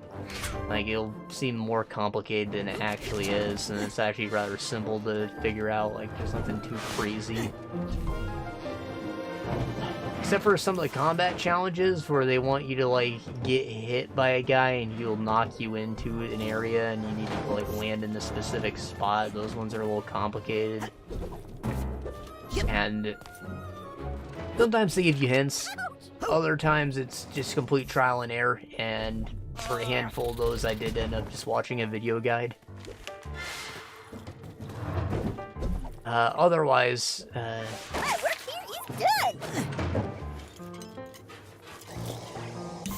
they're, you know, simple. You do them, and you unlock some concept art or a new weapon.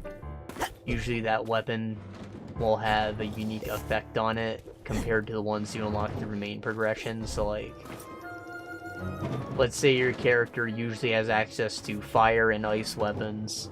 Well, this third weapon you unlock might have the stone effect on it instead, and that'll make it worth getting, you know?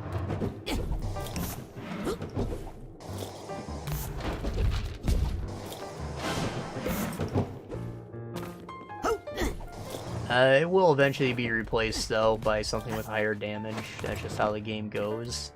It's a shame that how, like, some of the puzzles and challenges are just, like, negated by your equipment. Like, some of the puzzles don't work if you have equipment that's gonna one-shot the guy that needs to hit you, or something's supposed to be hard, but you're now able to one-hit all of these enemies that you're supposed to be able to kill in one turn. And maybe that's exactly what you have to do sometimes, but you know what I mean. Because of RPG mechanics, we'll call them. Equipment scaling system. Well, it takes what was otherwise seems like it's going to be like an elegant puzzle game disguised as a tactical combat thing, and turns it into just, you know, a couple of boring fights. It's not to say the combat's boring. Again, it's elegantly designed. I think that if the weapons didn't have stats on them, and they maybe just stuck to, you know, the effects or whatever, maybe give more than one type of weapon per character. Just anything to add variety without relying on numbers. It could have been a good thing. You could have left some of the puzzles and, yeah, just the puzzle element of everything intact, really.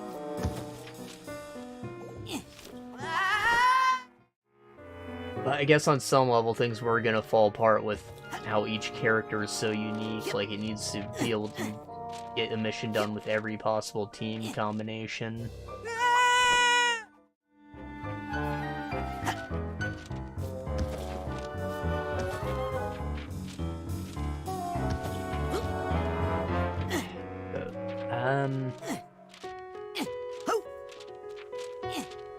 Yeah, like, the exploration is satisfying. You pick up coins and you grab all the things and you solve quick little puzzles.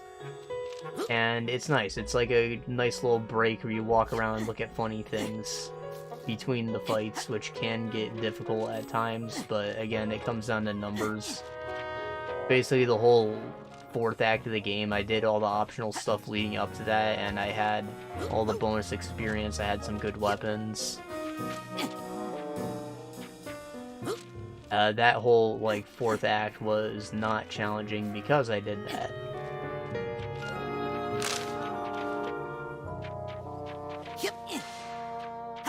You know, that is a little disappointing on some level, but again, the work paid off, and after you beat the game, there is still more to do. And there are ultimate challenges that you will need to have your characters all OP for, so it works out in that respect, I guess, if you're interested in completing. She works in here, but be careful. This is the shop of Fanny Flats, the famous counterfeiter. Cassie works for a counterfeiter?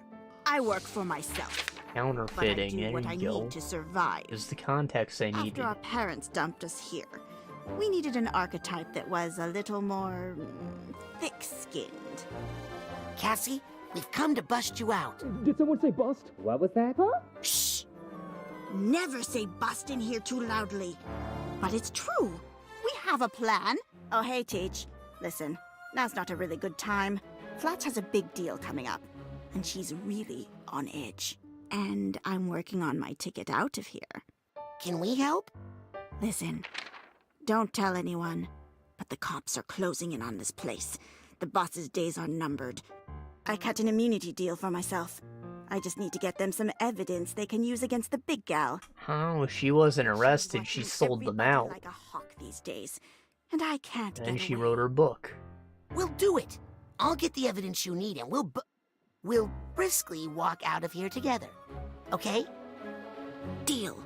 But remember, never double-cross a double-crosser.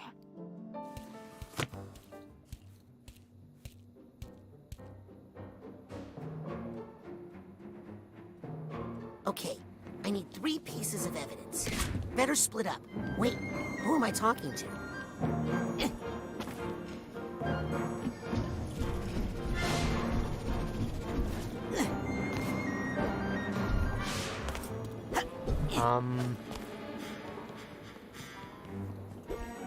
Yep.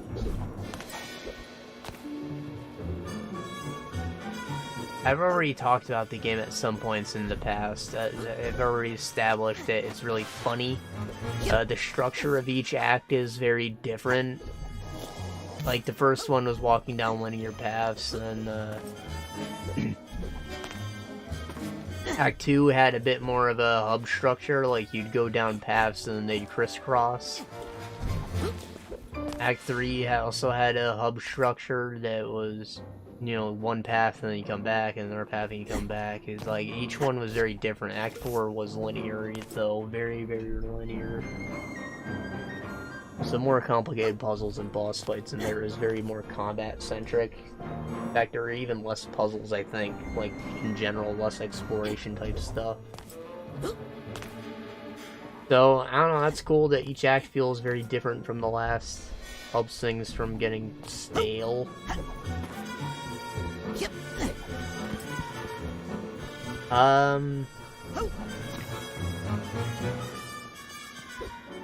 I did say each character feels unique, and I mean that.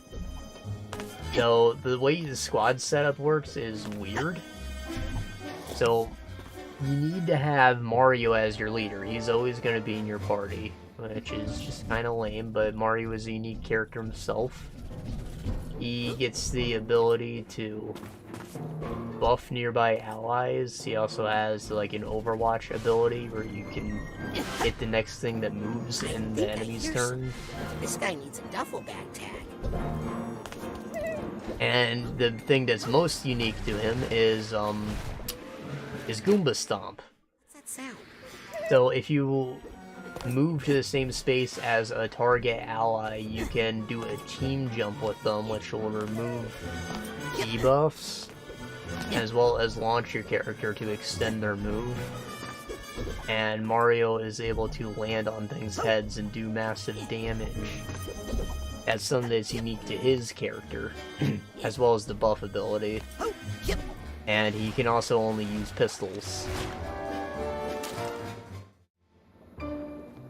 But then Rabbids Luigi, for example, uses a yo-yo, which is unique to his character. It's basically a pistol, and he has the vampire dash. So his whole thing is that he can move, like he has a really high move range, and he can dash through multiple enemies instead of just one per turn. The dash is something unique to the game. I haven't explained the combat at all yet. Basically, you have a move range around you. Let's say it's like 6 tiles. You can move anywhere within those 6 tiles. If that's the same spot as an enemy, you get to move to that enemy, and then you can move anywhere else. And that doesn't subtract from how many tiles you've already moved. It's anywhere within that 6-tile range. So you can, like, hit a lot of guys in one turn if you have the multi-dash like Rabbids Luigi. And I said it's a vampire dash, so he steals health from doing that, but also applies the vampire debuff to the enemy, so anybody who hits or shoots that guy afterwards will also steal health. And yeah, he's pretty crazy. He has his own unique abilities. Then, like, Rabbid Mario, for example, has the Boom Dash, so he gets a multi-dash too, and it causes a massive AoE explosion that does a crap ton of damage. And it's actually incredibly powerful. He's one of my favorite characters. But it does friendly fire, so that's like the counterbalance to it. And he also has a shotgun weapon, which also does friendly fire, but, you know, if you get up close, it freaking annihilates things, and it can destroy cover. And the shotgun's pretty crazy. And Luigi, he's like a sniper. He has multiple shots on his Overwatch ability. I think he has the only sniper rifle in the game, actually.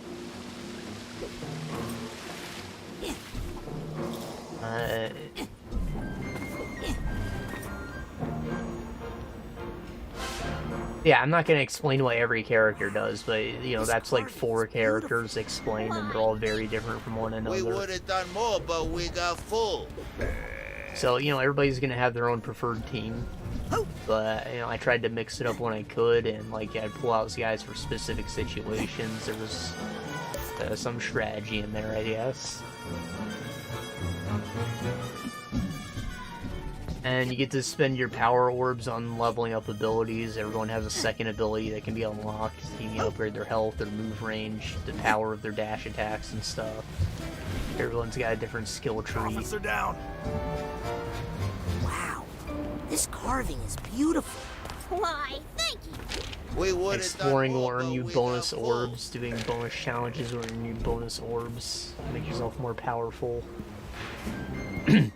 Some of these puzzles are also dependent on you having your move range increased or stuff like that, maybe having a specific character in your party. But they don't force that character into your party, which I do take issue with.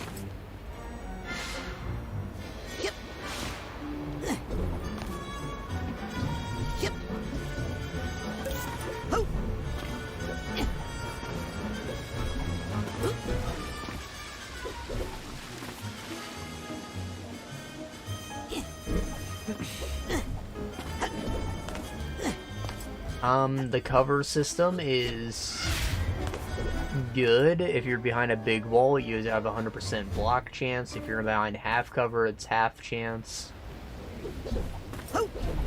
And, you know, there's like no in-between. You don't have to worry about range, it's whether or not you're in cover. And if you can draw a line of sight.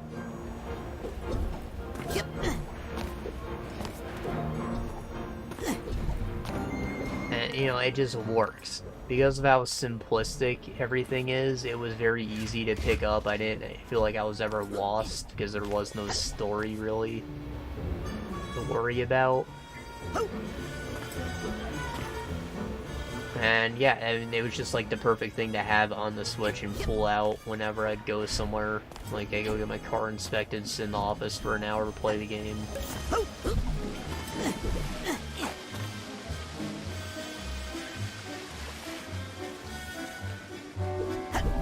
Absolutely great travel game. Officer down. And again, I bought it years ago. I've been playing it over the course of years, and it's never because I wasn't enjoying it. It's just there's like no stakes to it. But you know, it's also easy to get back into. It's never a problem that I put it down.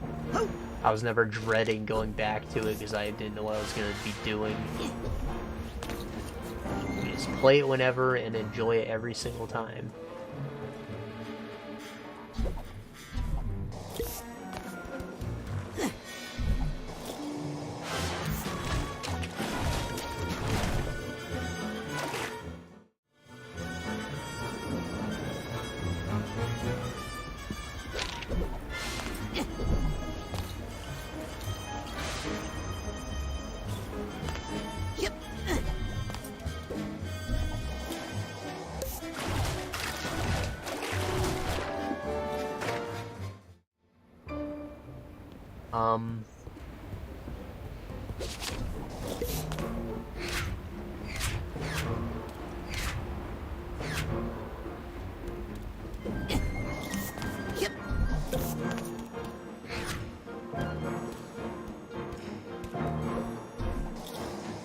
was pretty lengthy too, like, even if I was only playing on and off, I think each act took me, like, probably 2 play sessions. And a third to re-explore it for the bonus stuff after you beat it and unlocked a new power.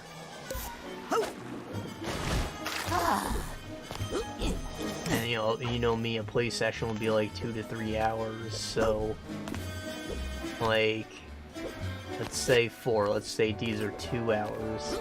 That's 4, 6 per act, 4 acts. So what's that, like 24 hours, maybe 30? I feel like I've played even longer than that, but you know, it's just rough estimates. Some things obviously took longer than others. Like, the first world was very expansive. I know I spent a lot of time re-exploring that one.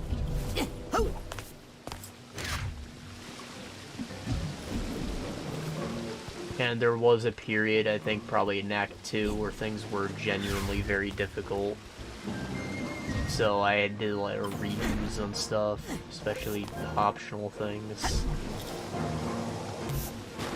Started to even out around Act 3 again, but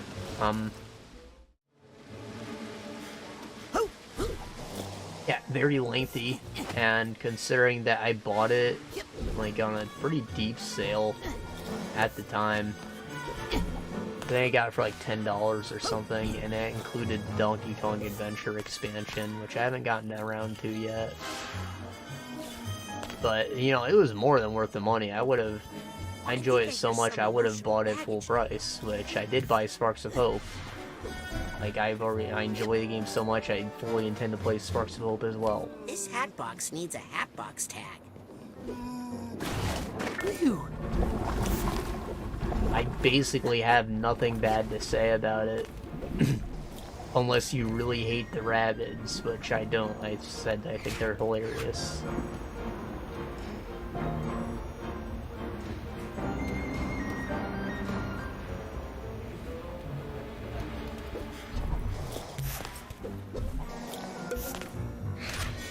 And yeah, I just like the stakes, which wasn't necessarily a bad thing, because it made like such a perfect on and off travel game that wasn't a roguelike.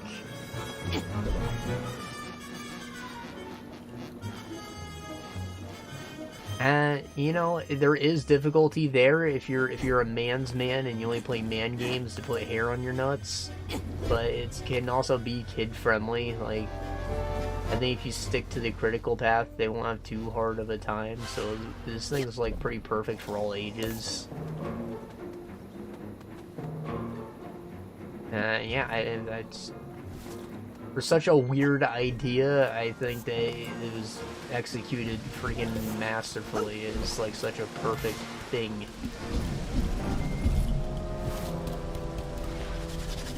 Where am I? I would not go in there if I were you. So yeah, that's like 10 out of 10, dog.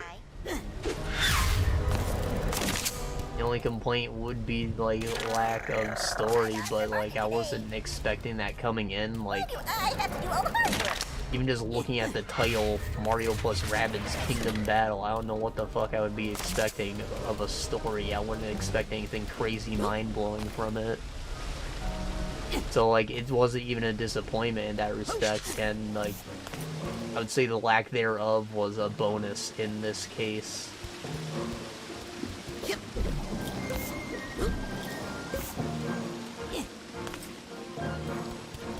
You know, it works to its advantage. Is there a penny over there? No, yeah, that's like 10 out of 10, right? I think it was a lot of people's Game of the Year contender if they gave it the time of day. And I could probably believe it. I don't know when it came out, to be honest. Maybe like 2016. Like I said, it's Doom to deal with. Is it better than Doom? Yeah. Yeah, it is.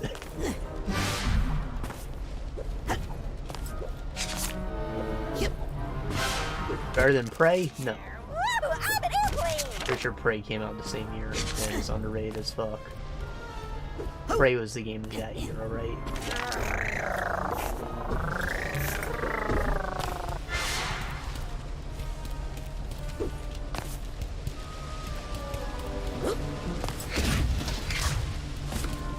So yeah, if you have any interest in a tactics style thing, or you're maybe new to it, or you're a kid, you're a kid and you just want to see fun characters, yeah, I mean, basically, if you're anyone, just play the damn game. It's wonderful. It's making it impossible to do any damage. I would be shocked if somebody told me that they absolutely hated it. Like, there has to be something in it for actually everyone, I think. That's enough positivity for now.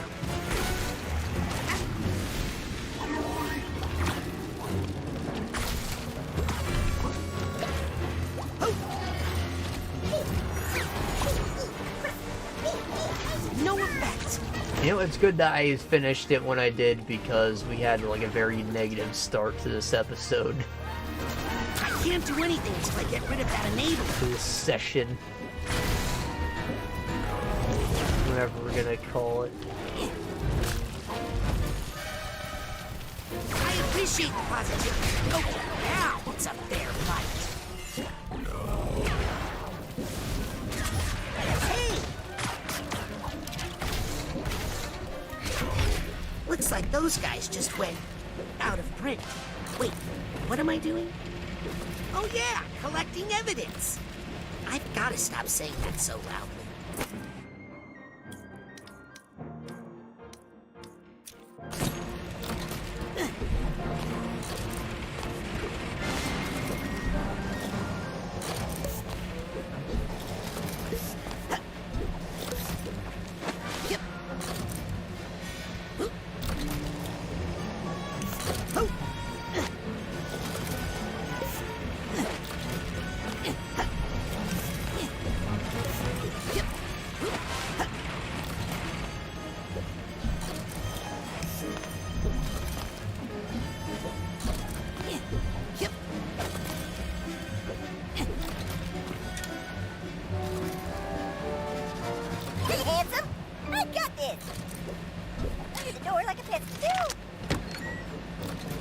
Oh my god, I forgot to mention, there's a co-op campaign too.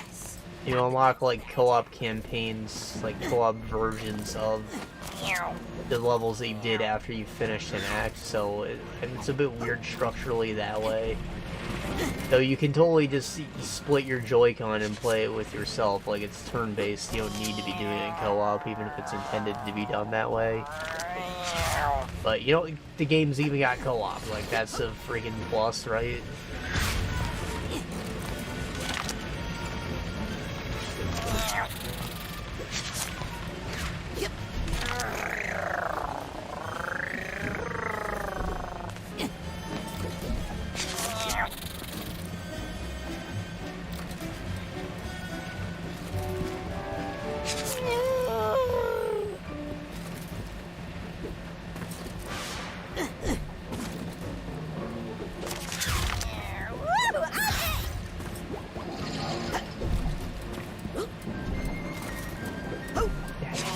I feel like there's just so much more I can talk about with the game.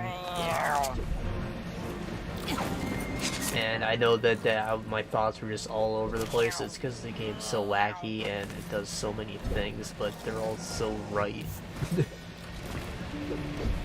Like, I never even did the XCOM comparison. I barely explained that it's a turn-based grid battle thing. I don't care, I'm not showing footage of the game. I feel like after I mentioned it, I would expect you to, like, go Google it real quick. Look at a few screenshots.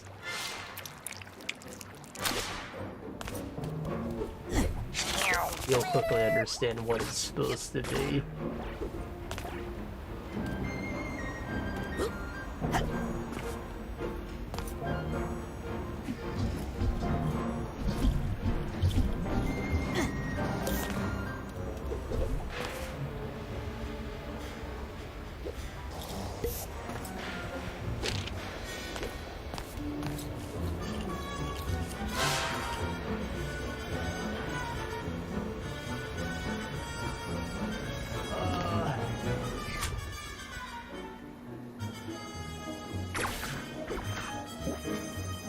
There's a nug up there, bro.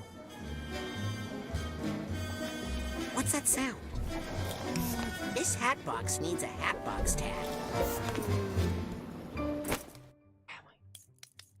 I don't like switching out the powers like this. Like, I feel like I need all of these.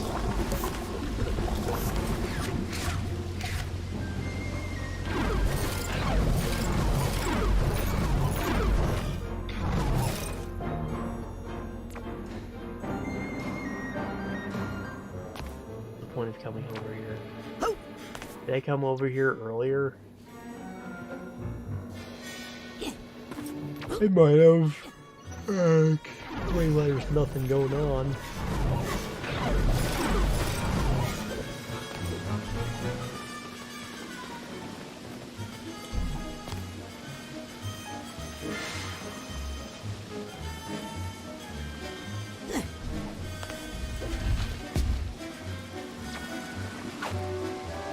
It is a long level.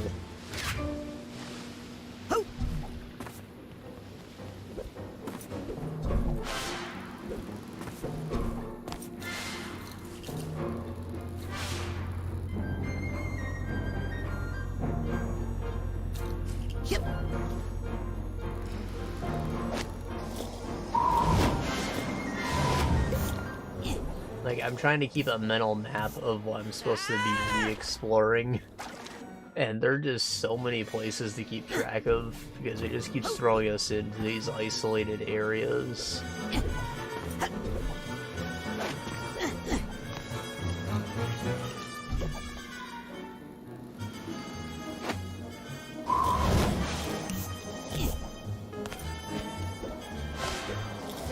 That's cute.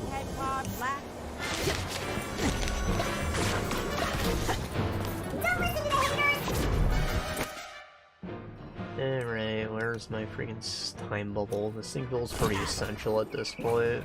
Like, hard to kill these support guys without it. No good! They're under that enabler's protection! Hey, Ugly, over here!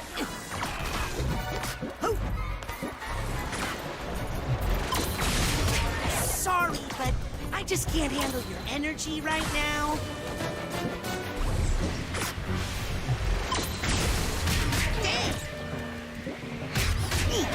Enough of you and your hat.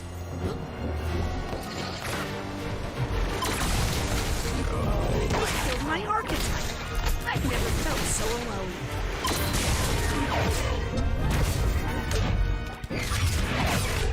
This fish market is clean. For a fish market, I mean. But just dirty enough to have some juicy evidence on.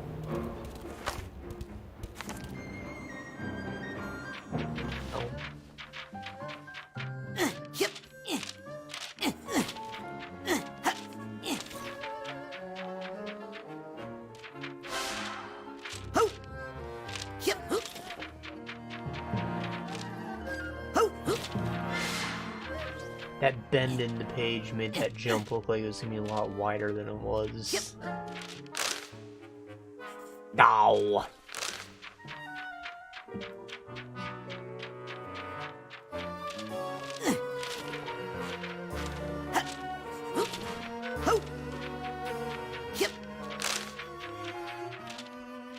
You like move a lot faster down this bend, and then you just pop right out this one, you know.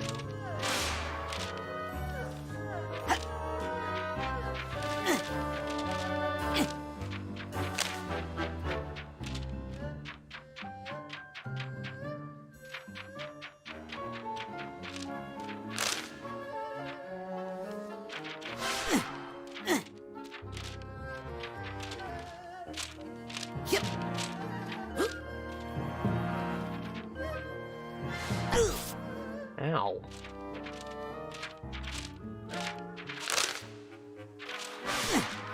Unana. Aha! This looks like evidence of something. I really have to walk back?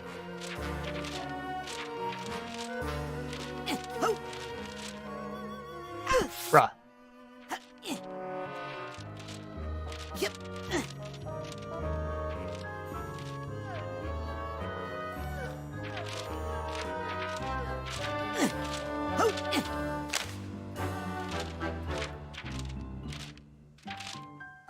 think that's the best evidence I'll find in this part of town. I should check out the other neighborhoods for more. Pictures of bananas. What could it mean?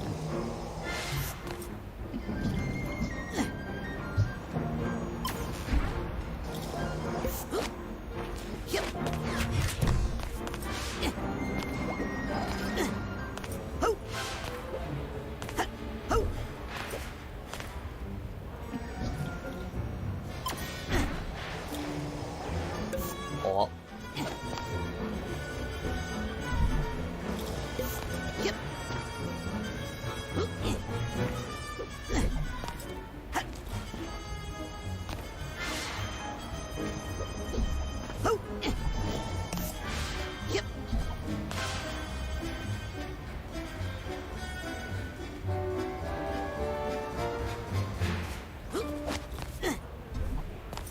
There's supposed to be a nug around here somewhere, right? Is it like below me or is it above? I remember seeing it next to the water wheel.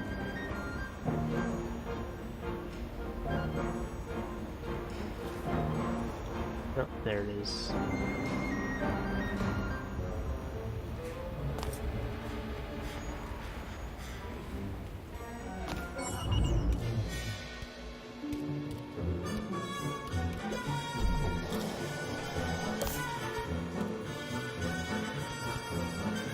I feel like I saw one of the things too. The baggages.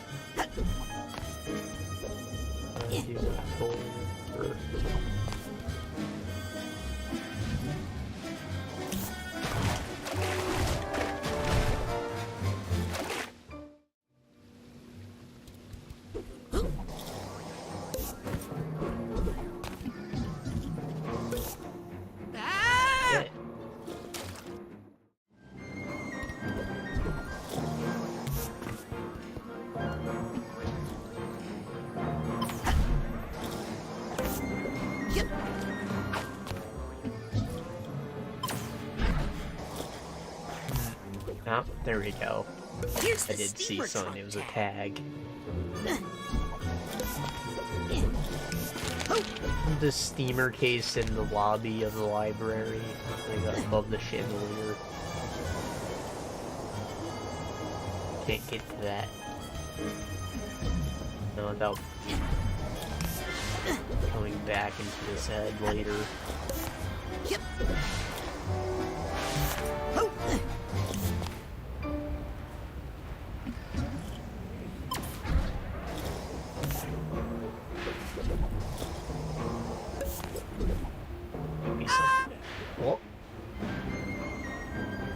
Maybe not.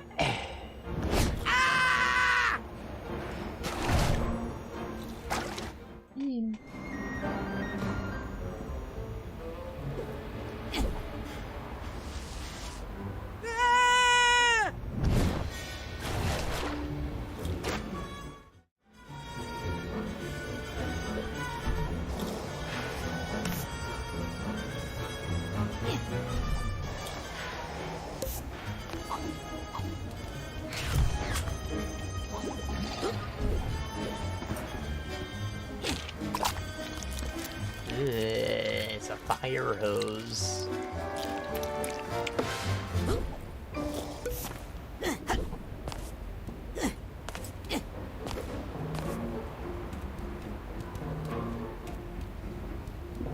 Yep.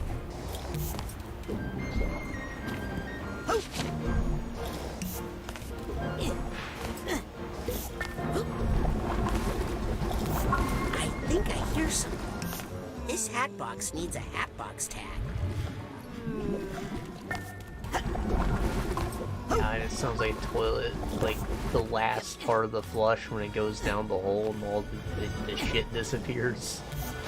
Dope. What's that sound?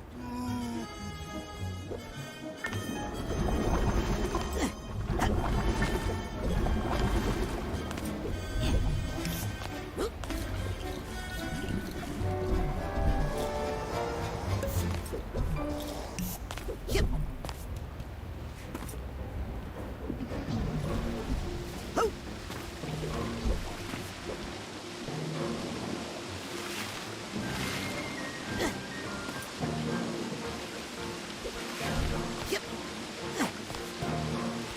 There we go. I think I smell some ripe evidence nearby. Better investigate. Hey, handsome. Hey, easy squeezy. Easy squeezy Japanese. Oh, anchovy. Oh.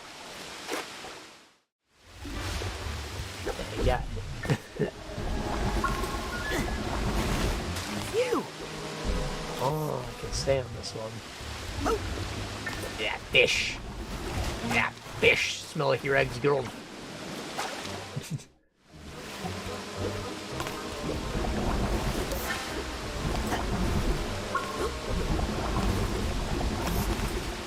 I always make sure to say your ex-girl's thing. Because nobody could possibly ever be offended by that. You all hate your ex.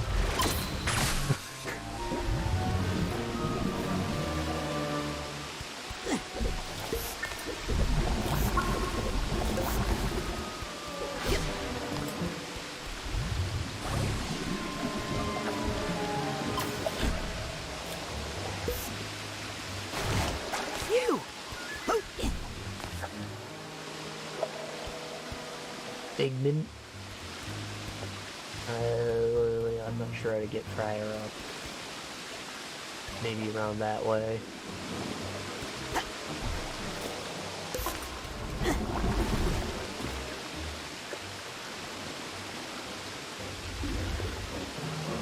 The platform was there for a reason, right? There has to be something like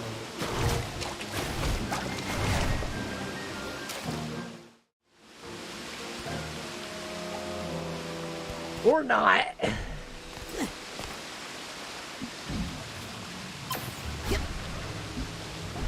Who knows, maybe I'll come out somewhere else from the store.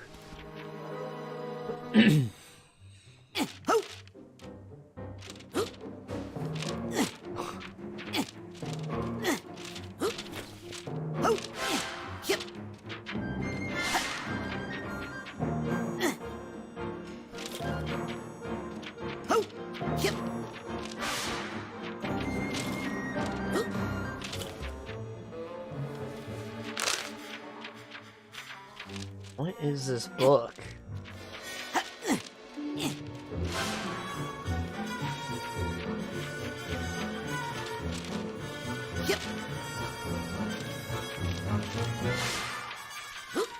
Is this more room up here? It technically doesn't have a border, right? It might be an invisible ceiling, actually. Yeah. Okay.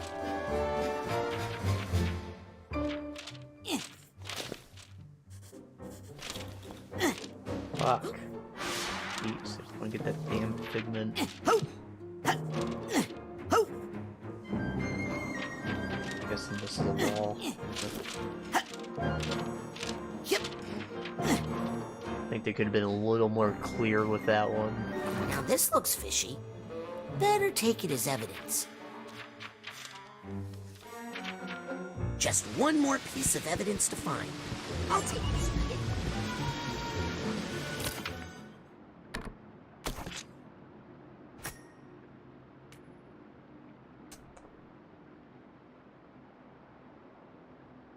Your archetype has a healing present that slowly restores mental energy. That's pretty cool.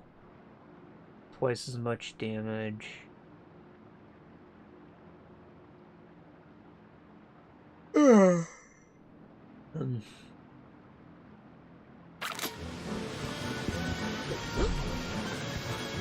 Healing aura on it sounds really useful, actually.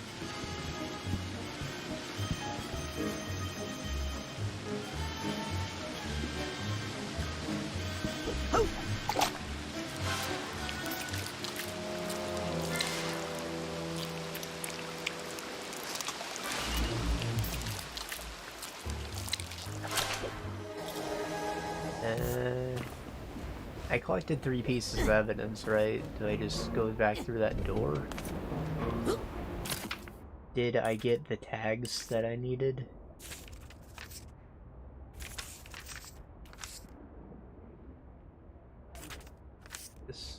Where is the list? Here? I have the tags for everything but the purse. I guess it means there's one more area to this, I don't know, but I should be able to open this.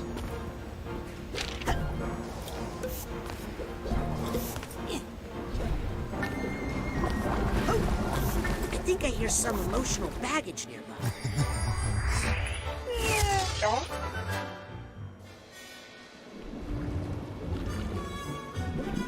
If there are more bags in this part of the level, I do not remember where, so I'm not gonna look on this yet. I already established I need the teleporting booger man. Look for shit anyway, so might as well just wait till when I get a handy checklist of what's in this area.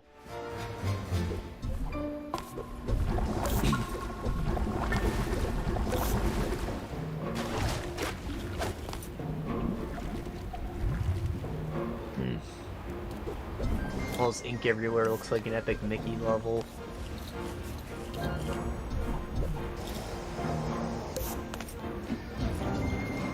Really weird game, that.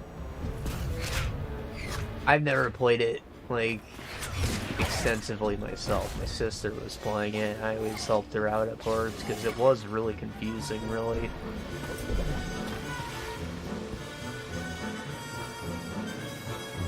Shit even gave me trouble when I was helping her. Can't believe that fucking Warren Spector made it of all people, though. My shell makes my hat fall off.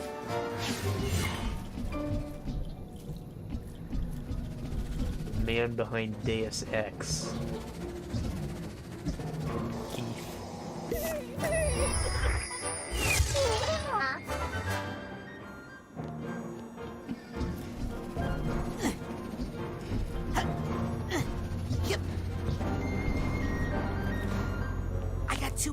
Evidence. Let's call the cops. Don't you dare say that word in here. 2 pieces of evidence aren't going to cut it.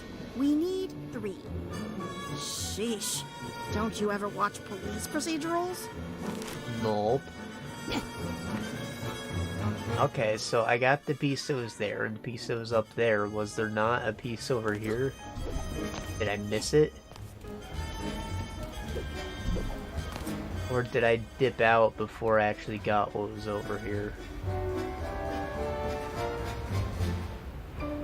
Yes, that's possible. I probably saw the doorway and didn't think it was something I had to interact with, actually.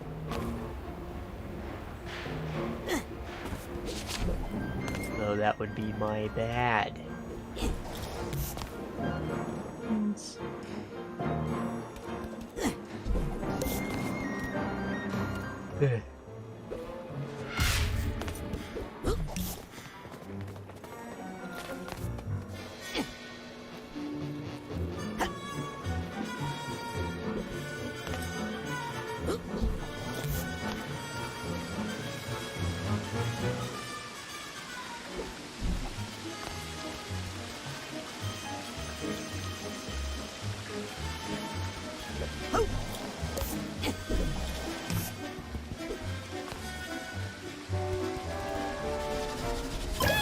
I'm going to stand over here. Sure, sure. You just take it easy, big guy.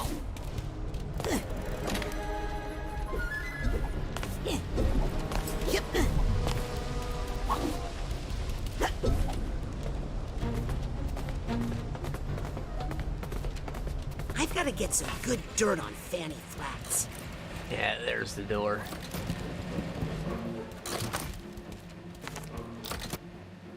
Fanny Flats, she got flat ass.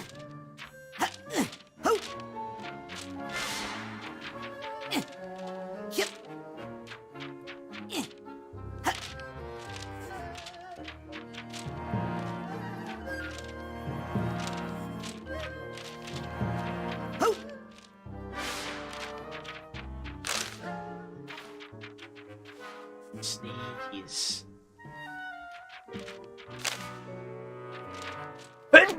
Shit.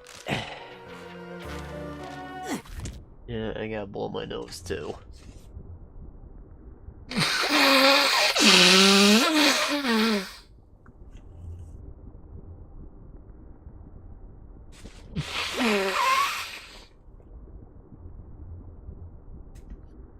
Ugh.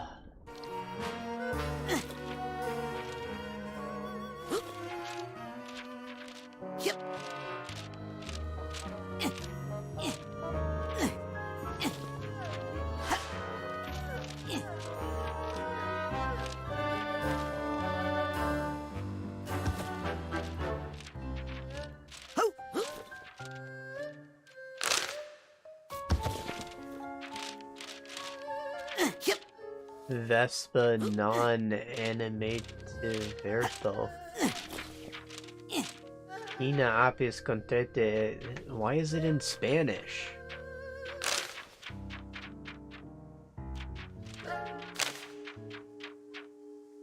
Now this looks incriminating. Like, everything around here looks Chinese, but this is written in Spanish.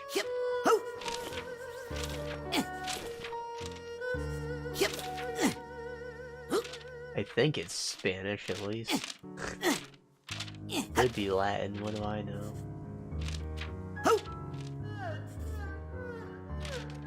Because everything ends in A and O. That's, you know, how they engender words for some reason. I got all the evidence I need. Better bring it back to Cassie quick.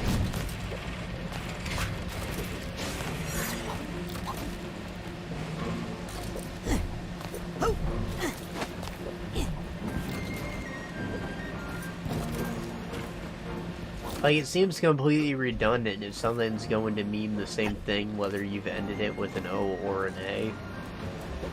It's just like a context-sensitive thing. So why don't you just not engender the word?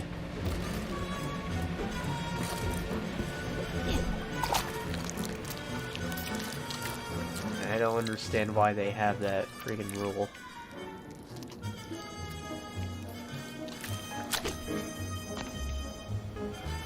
There's a figment over there, and I don't know how to get to it. It may be a path that opens up after I've turned it into evidence, though.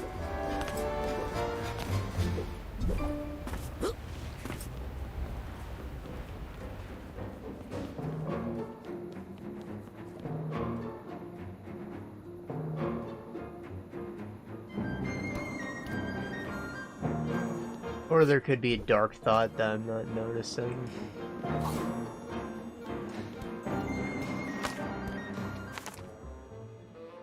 That's all the evidence we could get. Think it's enough? Let me be the judge of that. Oh, yeah. This is some hot dirt right here. We'll be able to blackmail her with this for years. Blackmail? I thought you were going to arrest her. What? How's she gonna make the money she needs to pay us from jail? But if she's not locked up and she finds out I was the one who sent her up the river... Hey, don't worry. We'll, protect you or something. Yeah, or something. Let's beat it. This was a bust. What? Bust? No! It's a bust! Ah! Ew. Not a chapter of which I am particularly proud. Hey, she was forced into the outlaw life. Not that part. I just meant... nobody likes a snitch. Bullshit. Bad people don't like snitches. People have things to hide. Thank you, young man. You were a little loud for my liking, but you got the job done. And now you'll help me with those bees? Oh, are you scared of bees? Well, I know of one place where you'll feel completely safe. Hey! Put me down! Of all the double-crossing... This was all part of the plan. It was? Yep. And I thought I was the tricky one. Oh my, we've come to a bad place. No, it's perfect. How is it perfect? Any place is perfect when we're all together. Well, I haven't seen you in a while. We should never have let her split us up. When we're together, nothing is impossible. Well, that tears it. I hate to damage a book, of course. But that last line was too corny, even for a motivational speaker. We're not going to let you control us anymore. Oh, and which one of you thinks you should be in charge? None of you could stop Maligula. None of you could protect your friends. I am the real Cassiopeia. I thought you said the real one was the combination of all your projections. And I'll show you how we fight off a foreign invader. And this one was a boss.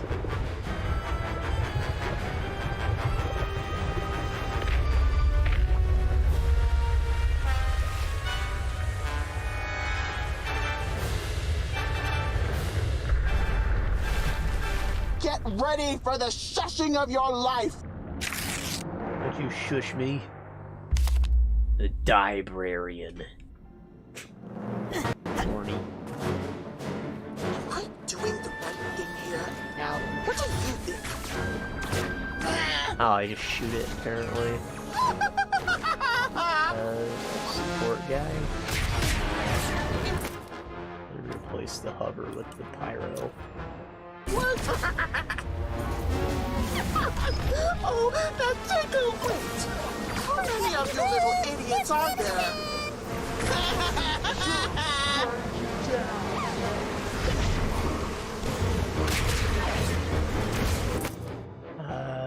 Boy, oh boy, oh boy. He just used telekinesis, actually. It was uncool and painful.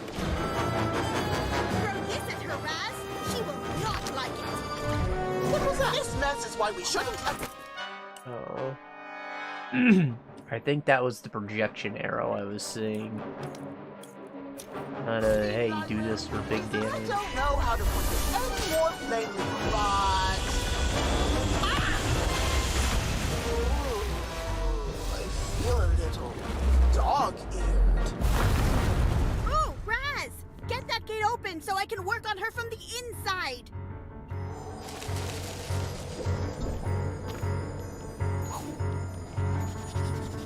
So, you sure you want to do that? Get in there. Little filler. That's my cue. Let me in there. I'll see if I can write a better ending to this story.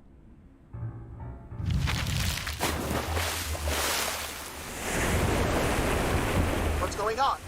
Who's in here? Hello, Cassie. You? The self-righteous little writer? What are you doing in here? We writers are most effective when we get inside someone's head. Ow! Ow! Help me out here with... You. Having a bad day. Who's through that?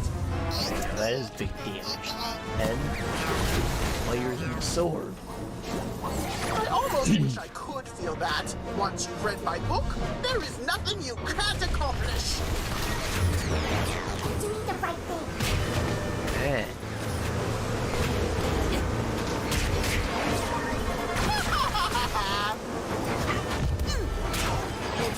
That kind, unarmed, and honest little creature! Heavy and hard, and I've got plenty of them. I will silence Okay, you give me once that and damn for all! move. Ow! I'm just going to take a quick break to make some tea. My turn, Raz. Get that gate open so I can teach her a lesson.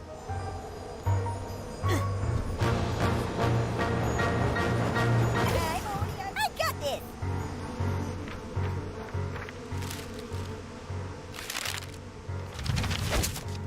Class is in session.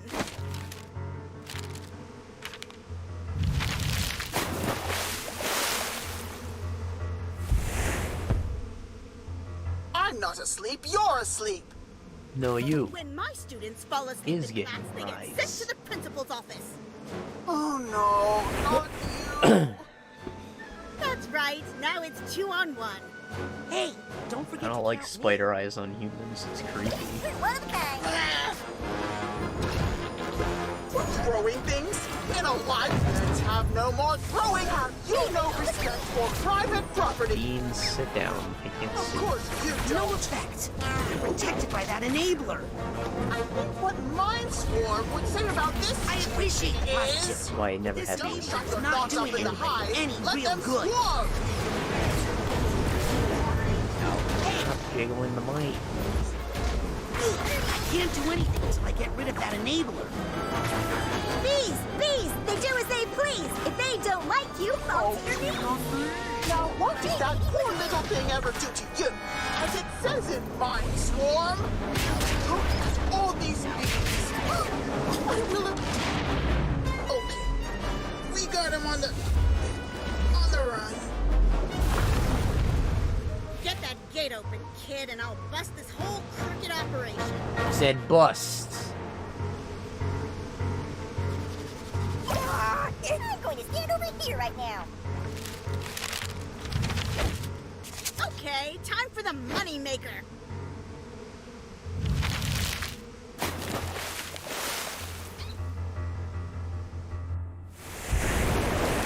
Oh no. No, no, no. Something's not right. In fact, you could say something stinks. You! Oh no. I can't handle all three of you at once. That's kind of the point. Ready, gals? Oh no, there was exactly 3 of you. Now I am doomed.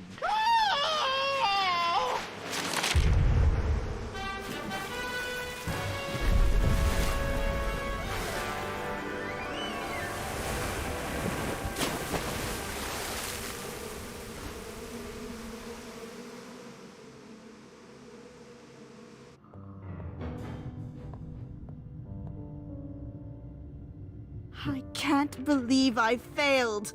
Again! I guess I'm not the real Cassie. Yes, you are. And so am I. Me too. Mostly when we need money. Hey, I'm pretty good in a fight. You might have noticed.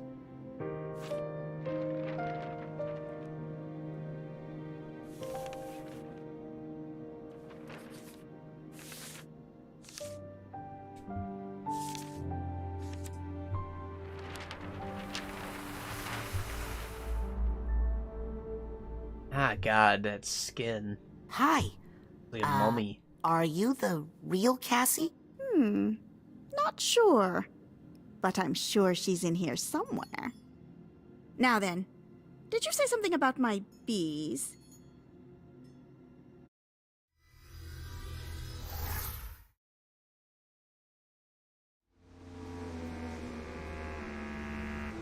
Oh my.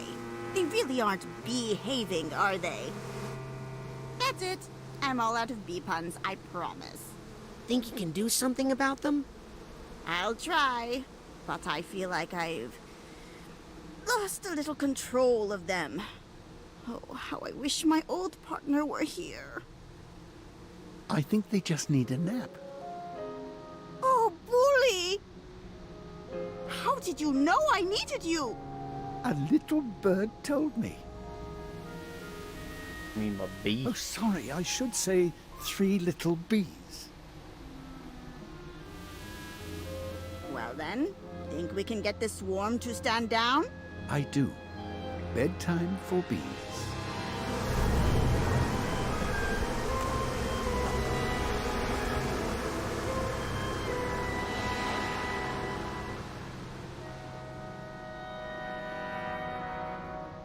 So, how's production? Jars of honey and no one to give it to. Come on. Okay, scary Rub part's honey done. all over his naked Now we just body. have to get rid of those vines somehow. There's good night.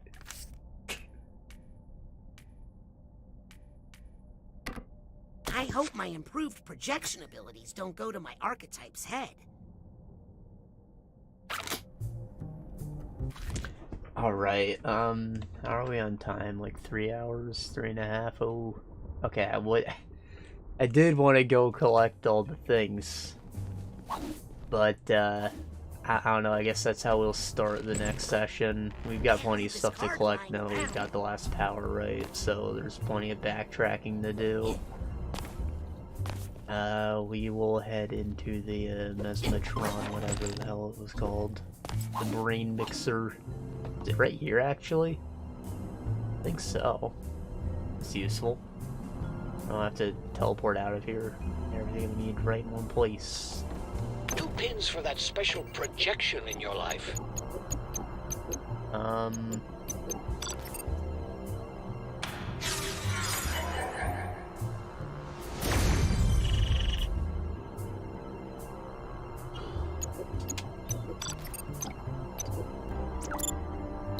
Delicious. And good. I hope you never need it, but I'm glad you bought it.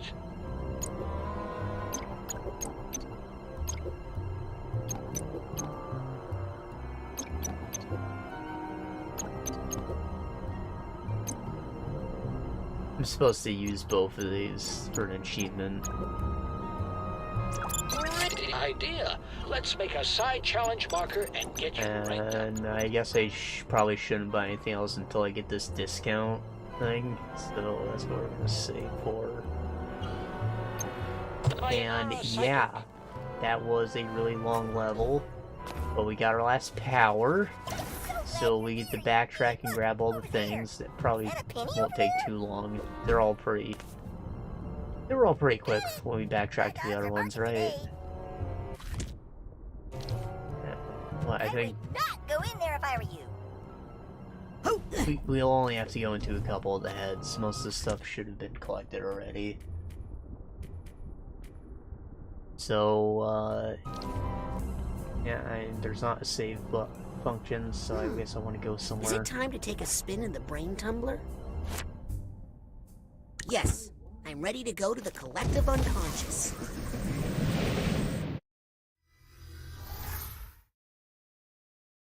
I trust loading screens that actually give me an autosave. You know, maybe I'll get the small one out of the way, because I know what's their face, Hollis's brain. There's like literally one thing for me to do in it. Compton's cook-off, that's probably an easy one to do too. If it's not done already.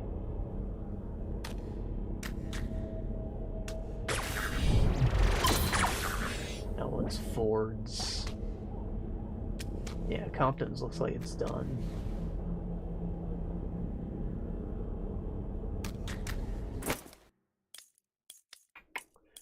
There is mental. Yep. Get this done.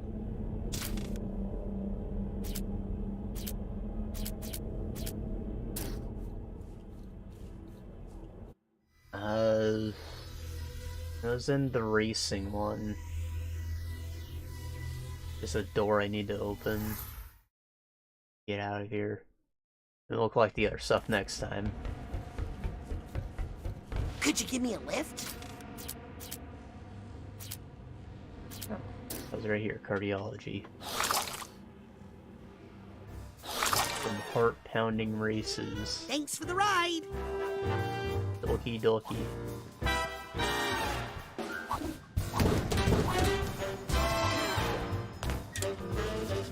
Oh, not this again! What's that? I think if I use projection on this door, my archetype would go in there. I'll take this hit. Hell yeah, bruh.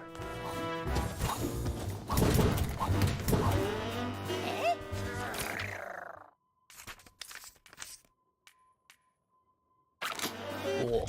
Okay, exit this brain.